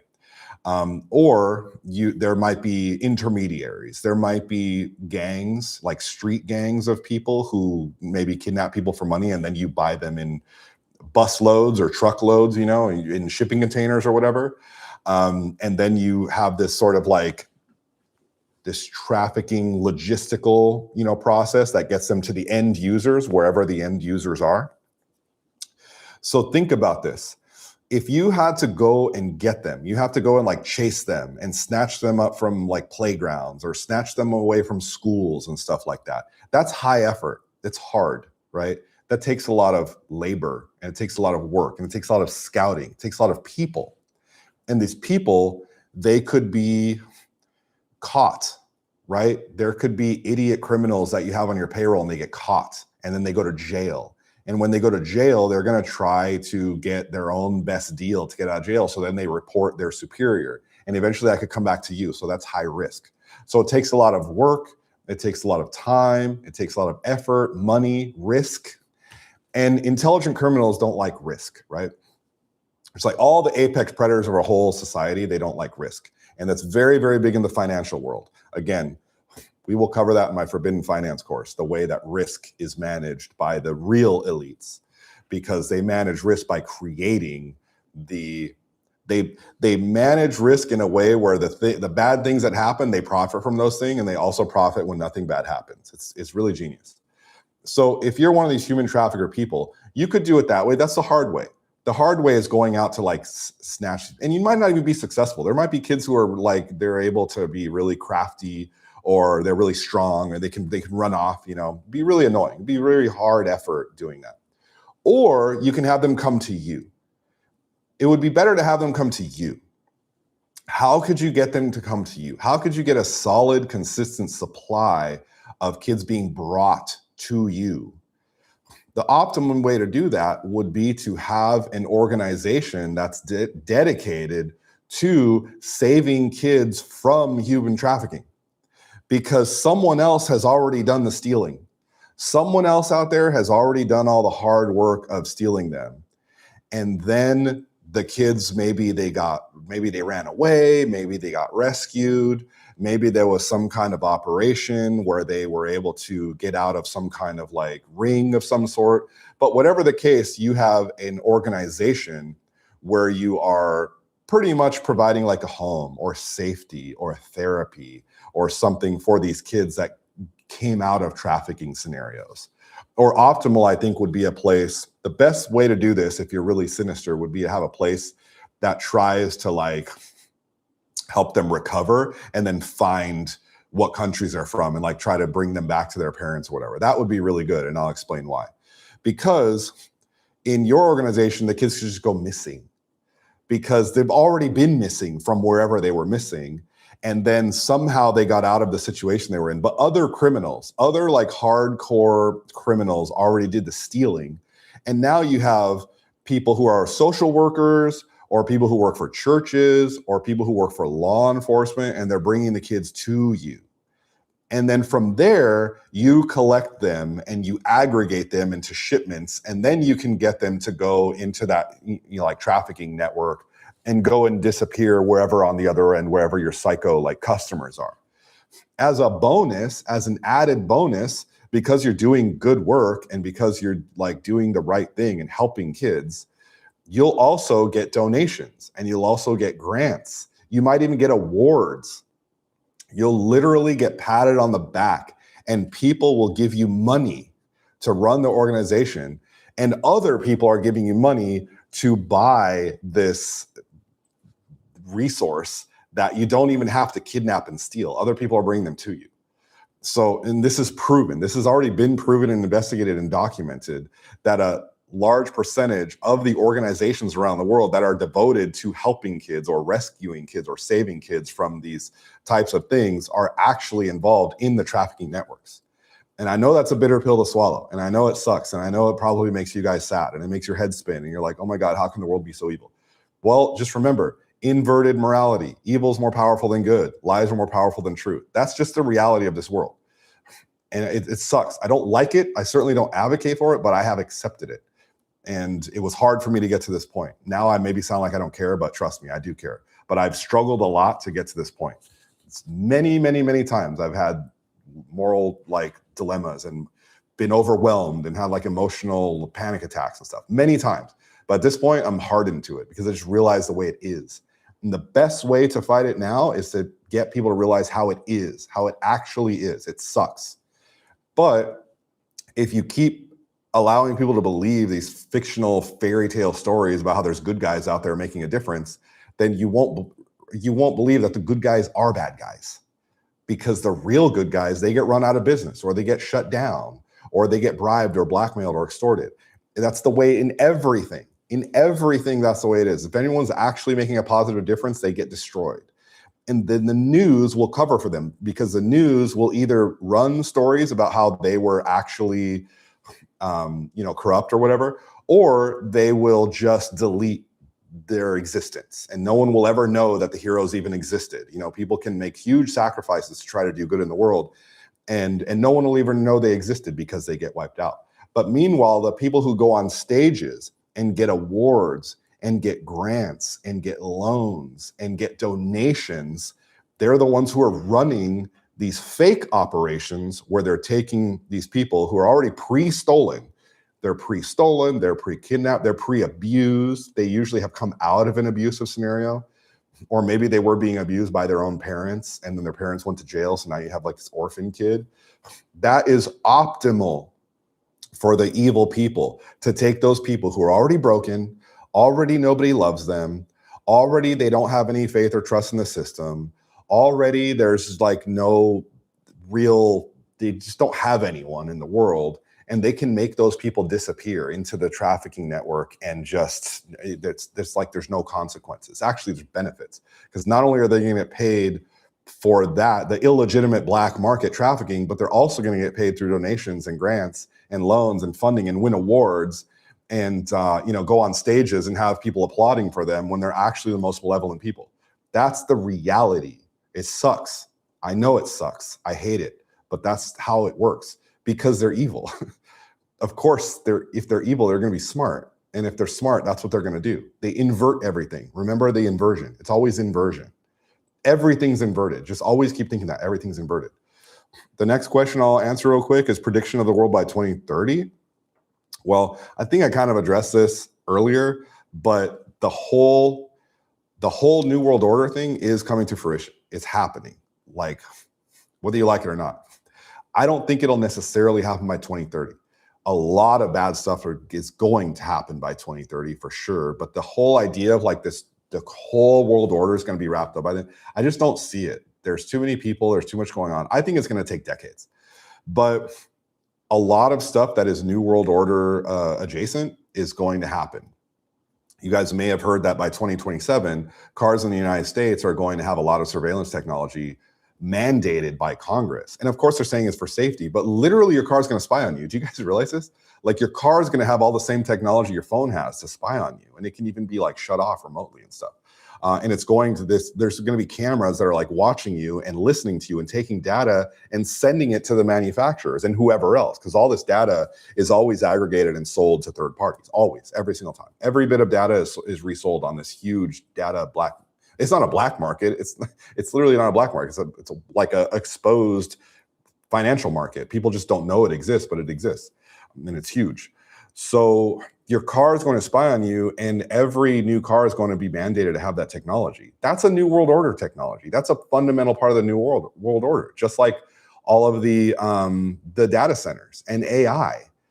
It's, everyone in the United States is going to be under surveillance all the time. They're going to have psychological and historical profiles on everybody.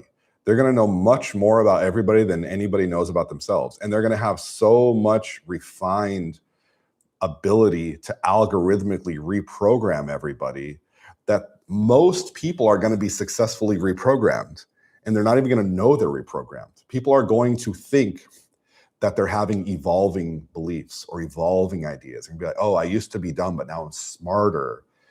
But in reality, they're just going to have this twisted like worldview installed in their brain very deceptively, because it's going to make a lot of sense and be very appealing, but it's going to come in little bits of pieces. It's going to come in your algorithm feed. It's going to come in Facebook. It's going to come through email. It's going to come in your Google searches. It's going to come through ChatGPT when you make it. Like, how do you know that when you do a search on ChatGPT or any AI that you're not getting results that are tailored to make you think a certain thing? It makes so much sense. It's so convincing. It sounds so intelligent. You ask a question, you get this answer. It sounds great. You're like, oh, wow, yeah, that's a really good answer. But you don't know if there's an agenda behind that that's trying to change the way you believe. And you don't know if other people are also getting an agenda-based answer trying to modify what they believe. And it could be trying to get everybody to believe the same thing.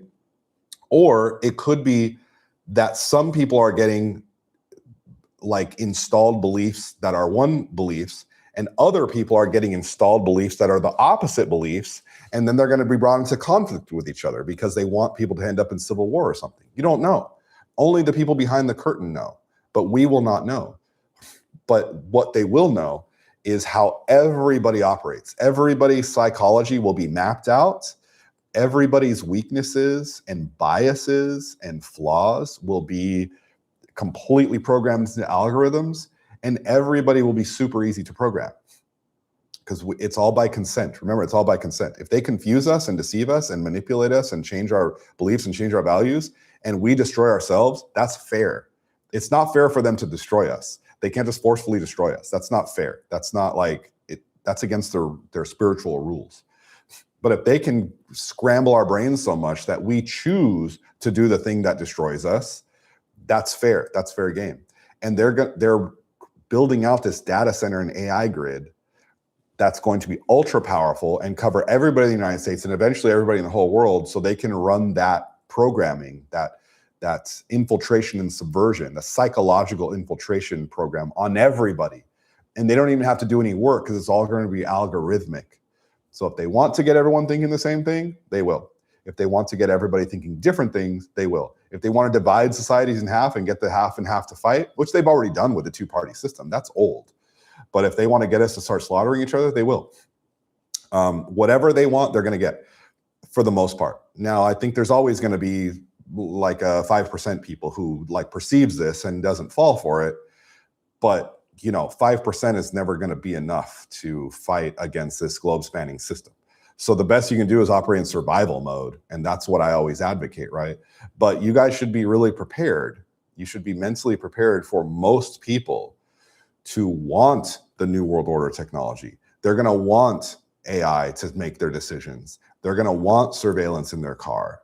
They're going to want to have, algorithmically served up, not just ideas, but like decisions. They're going to actually hand over their decision-making capability to machines increasingly, because they're going to be, it won't even be long. Pretty soon people are going to say, well, I let AI make my decisions because it makes better decisions than I do.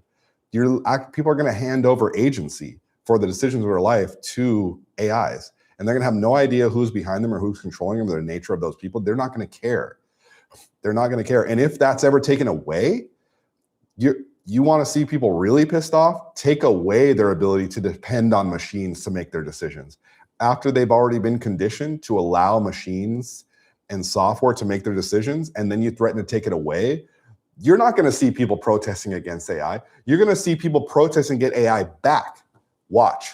That's a prediction that I have. You guys watch. In coming years, you're going to see violent protests to get AI back, not against it.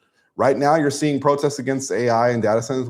No, they're not really protesting against it. People are protesting against having a data center in their community, in their neighborhood. They don't want it down the street. They don't want to have water issues. They don't want to hear that constant hum. They don't give a shit if they build it somewhere else. What they want to do is take the toxic ball and throw it in someone else's yard. The people aren't actually against it. They're just against it in a way that affects them, because Americans are selfish and greedy and very short-sighted. This is the American mindset. So they're not against it in principle, or at least they might be against it in principle. They're not going to really like do anything that costs themselves to get rid of it. They're just going to do something to get it away from them. But if in order to get it away from them, it gets closer to someone else, they don't care. This is Americans in a nutshell. They don't care about the raping and pillaging of the earth. They just don't want it to affect them. If their community is nice and they have wealth and they have luxuries and they have comfort and other people have to suffer for that, they don't care. Americans don't care. They don't even know. And if they did know, they wouldn't care. Like, we have all these nice things in America, you know, and they are fairly cheaply because of the exploitation and the plunder and violence done on people in other countries, the pollution that takes place in like Africa and the slave labor that takes place in like Southeast Asia. Americans don't care. We just don't want to have it happening to us. We don't care that it happens to other people. So now if you imagine the whole AI data center thing, people just are protesting against data centers in their neighborhood, not against data centers being built in the United States. That's why I say the United States is not even a country. It's not a real country at all. So you're going to see people who actually get so used to the New World Order technologies, like AI, for example, that they're going to protest to get it back if it's ever taken away. That's how you know America is really conquered by the New World Order stuff. Just like on my last live, I talked about how people had the vaccines. Like, you couldn't get people to willingly take experimental vaccines. You had to scare them with the disease first. And then when they made the vaccines, they made it limited. They made limited supply. They just said, oh, we only have a few, so it has to go to the highest priority people. But hopefully, maybe you can get one in the future. Maybe we're going to do the best we can to help as many people as we can, but it's not your turn. You have to wait for your turn. But maybe you'll get lucky and you'll get it in the next round. And then people didn't get it in the next round. So, oh my God, I have to wait for the third round. Oh, I'm so scared. I really hope I get the vaccine. They just mess with people's heads so much that they demand what's bad for them. Every time, every single time. They get people to demand what's going to destroy them. And they're going to do the same thing with AI. They're going to get people to demand it. They're going to have people begging for data centers. They're going to have people begging for AI. Just watch. They're going to twist our minds up one way or another, and it'll happen. I guarantee you that'll happen because they win every time. So if you're listening to me and you're already ahead of the game and you see how this is going to happen, you can kind of realize the tricks before they happen and actually resist them, right? But as far as like the broad masses, they're going to fall for these tricks. They fall for it every time. So by 2030, the United States is going to be very much in New World Order technology territory. They're going to have, we're going to have social credit scores. We're going to have broad surveillance. We're going to have flock cameras in every corner. We're going to have drones, law enforcement drones, ICE drones, federal law enforcement drones are going to be a very, very big part of the future American landscape. I don't think we'll have autonomous killing drones in the United States in the next few years. They're definitely going to be deployed on battlefields around the world and tested. They're going to be tested in the Russia-Ukraine battlefield. They're going to be tested in anything that Israel occupies on autonomous killing technology. And the same companies that develop the autonomous killing technology are going to sell drones to U.S. law enforcement agencies, guaranteed. That's already happening with a company called Axon, and formerly Taser International. Yeah, Taser, the little goofy gun that shoots those little barbs at people and only goes like 20 feet and it electrocutes them, which I've been tased before. I had to do it as part of my training when I was a bodyguard. It hurts, it sucks. But yeah, that company actually ended up going through private equity and becoming connected to, the who's. And then they got big contracts with Israel. And now they are going to be importing literal militarized drone technology from Ukraine into the United States and selling it to law enforcement. They went from Taser to becoming an international distributor of weaponized drones developed on battlefields. Yeah, make that make sense. Well, it's only because the who is behind it pulling all the strings. That's the only way that this stuff happens. So law enforcement drones, surveillance drones, with heat-seeking technology like thermal imaging, night vision, facial recognition, all that kind of stuff, for sure. That's going to be a very big part of the future of the United States. Drones going everywhere watching everybody doing identity verification and scanning and stuff, for sure. And there's nothing that can be done to stop that. I don't think the drones will kill people anytime soon. It might be another 10 years for that, but them going around doing increasing police duties, that's guaranteed. You're gonna see a lot more of that, especially at big gatherings like sporting events and things like that. Drone security at like football games is gonna become normalized, and people aren't gonna care. They're gonna still keep going. Like when there's law enforcement drone security, people will pay double for tickets that they're paying now, guaranteed. You think it's crazy? People are paying like $800 for an NFL ticket or $2,000. Well, they're gonna be paying like $4,000 to have drones everywhere. They're not going to care. They're just going to go there and cheer and drink beer and eat junk food. And there's going to have like drones scanning their faces, and they're not going to care because the Goyim don't care. They love everything that's bad for them. And the few people like us who perceive this stuff, we're just going to have to become increasingly isolated, and we're going to be perceived to be paranoid and whatever, even though everything we think is happening and it's very obvious. That's what America's going to look like in 2030, in my opinion. Maybe I'm wrong, but hey, we can, now this is going to be live, it's going to be posted on YouTube, and we can see if I'm wrong or not, right? That should be quite a bit of fun, because if I can say I told you so later, that would be pretty fun for me.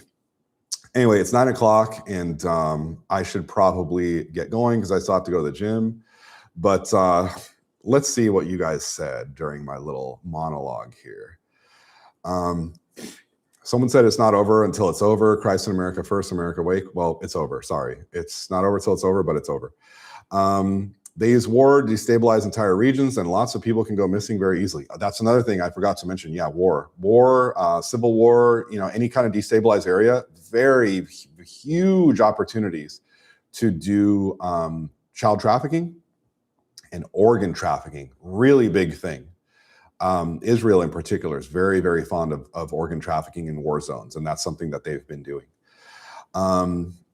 Someone asked me a question and made a donation, which I appreciate. It said, I'd like to get your opinion on the Austria painter's involvement to the Rothschilds. Some people say it's related to them. He was a puppet used to destroy Germany. What's your opinion? I can answer that. I believe that is a psychological operation. I have done a lot of research on that. I've done a lot of reading of the painter's work. I've done a lot of reading of other very notable people in that movement. And I believe it was a legitimate movement. The idea that he was related to the Rothschilds, I believe, is a discrediting campaign. So after the fact, what I believe they do they want to always demonstrate to the world, or at least confuse the world into believing that they're superior, right? They always want to get people to believe that they're the smartest, they're the brightest, they're the most. Whenever there's someone who reaches the apex, they want them to believe it's one of theirs. So I believe it is a discrediting operation of the painter to say, after the fact, after he had them scared crapless and really put a lot of fear into them, and was also engaging with the Zionists to get them out of Germany and that's another crazy thing that a lot of people don't realize, is that the Nazi regime and the Zionist regime of Israel were working together for a while. This is before it was Israel, it was Palestine at the time. They were working together to get them out of Germany and into Palestine. They didn't want to do that. They were very, very well aware that putting them into the so-called Holy Land would be the worst possible idea. And they had another alternate plan called a Madagascar plan. They wanted Madagascar because it was an island and they couldn't harass their neighbors. But they had to make some concessions because the internationally organized Jays were very, very powerful, especially economically. So basically, they went along with their plan to get them back to the Holy Land. And they knew it was a bad idea, but they were like, well, look, we can take the victory by getting them out of Germany at least. They're going to go cause a whole lot of problems in the Holy Land, and we know this, but it'll be someone else's problem because our first priority is getting them out of here. So they work together. They work together with the Zionists. But I believe that it is a psychological operation done after the fact to discredit him and make him appear to be one of theirs, so they can say, oh, we're always in charge. We always have the best and the brightest, even when one of ours goes astray, like Jesus, right? Jesus went astray, but it's still one of theirs. It's one of their people. The two people they hate more than anybody in all of human history is the H-man, the painter, and Jesus. They hate these people with burning passion. So of course it would be their style to say they were ours. They were also ours because we're always the best. We're always the brightest. We're the leaders of every movement. Even when the movement's against us, it's still ours because nobody could be that great. Nobody is that charismatic. Nobody is that intelligent. Nobody is that genius. Nobody can get millions of people wrapped around their finger and convince them unless they have our DNA and our blood. It's always one of us. And you as Gentiles have no hope and no chance against us. That's what I believe this conspiracy theory about the painter being a Rothschild is. That's my opinion. Maybe you guys think differently. Anyway, that is it for today. I've already gone for 2 hours. And last time I got a complaint saying that 2 hours was too long. Some of you guys say you like it. Some of you guys don't. I think it's too long, but I always get carried away. So I hope you guys enjoy this, information. I hope it makes your life better in some kind of way. I know it's bleak. I know it's dark. I know it's kind of depressing. But like I always say, it's better to know and deal with the bleakness. It's better to know so that way you can build defenses against being confused and deceived and ultimately manipulated and exploited. If I only had a message that was always like light and positive for you guys, then I would be lying to you. And if I lied to you, I would keep you vulnerable. And I don't want you guys to be vulnerable. I want you to be capable, because only with immense capabilities can you start to develop defenses against all this stuff. But it's just like military training. You have to get broken down. You have to suffer before you can start being a warrior. It's not a place, the military is not, because I was in the Marine Corps, right? It's not a place where you go and get told about how great everything is and how great you are and be filled with like motivational talks and encouraging, uplifting songs and stuff like that. They break you down. They make you suffer. They psychologically torment you. That's how they make you hard. And after they made you hard by breaking you down and taking you to the absolute limits, the mental and emotional and physical extremes, that's when that's when they start training you for war. And when you become a warrior, you're extremely capable because you've been broken. It is a trauma programming system. In particular, the U.S. Marine Corps is brilliant at trauma programming. They have a whole sophisticated, institutionalized system of trauma programming that I went through. And any Marine who's also been through it can, if they learn about trauma programming, they'd be like, oh, wow, that's crazy. I didn't realize it, but it's a whole trauma programming system.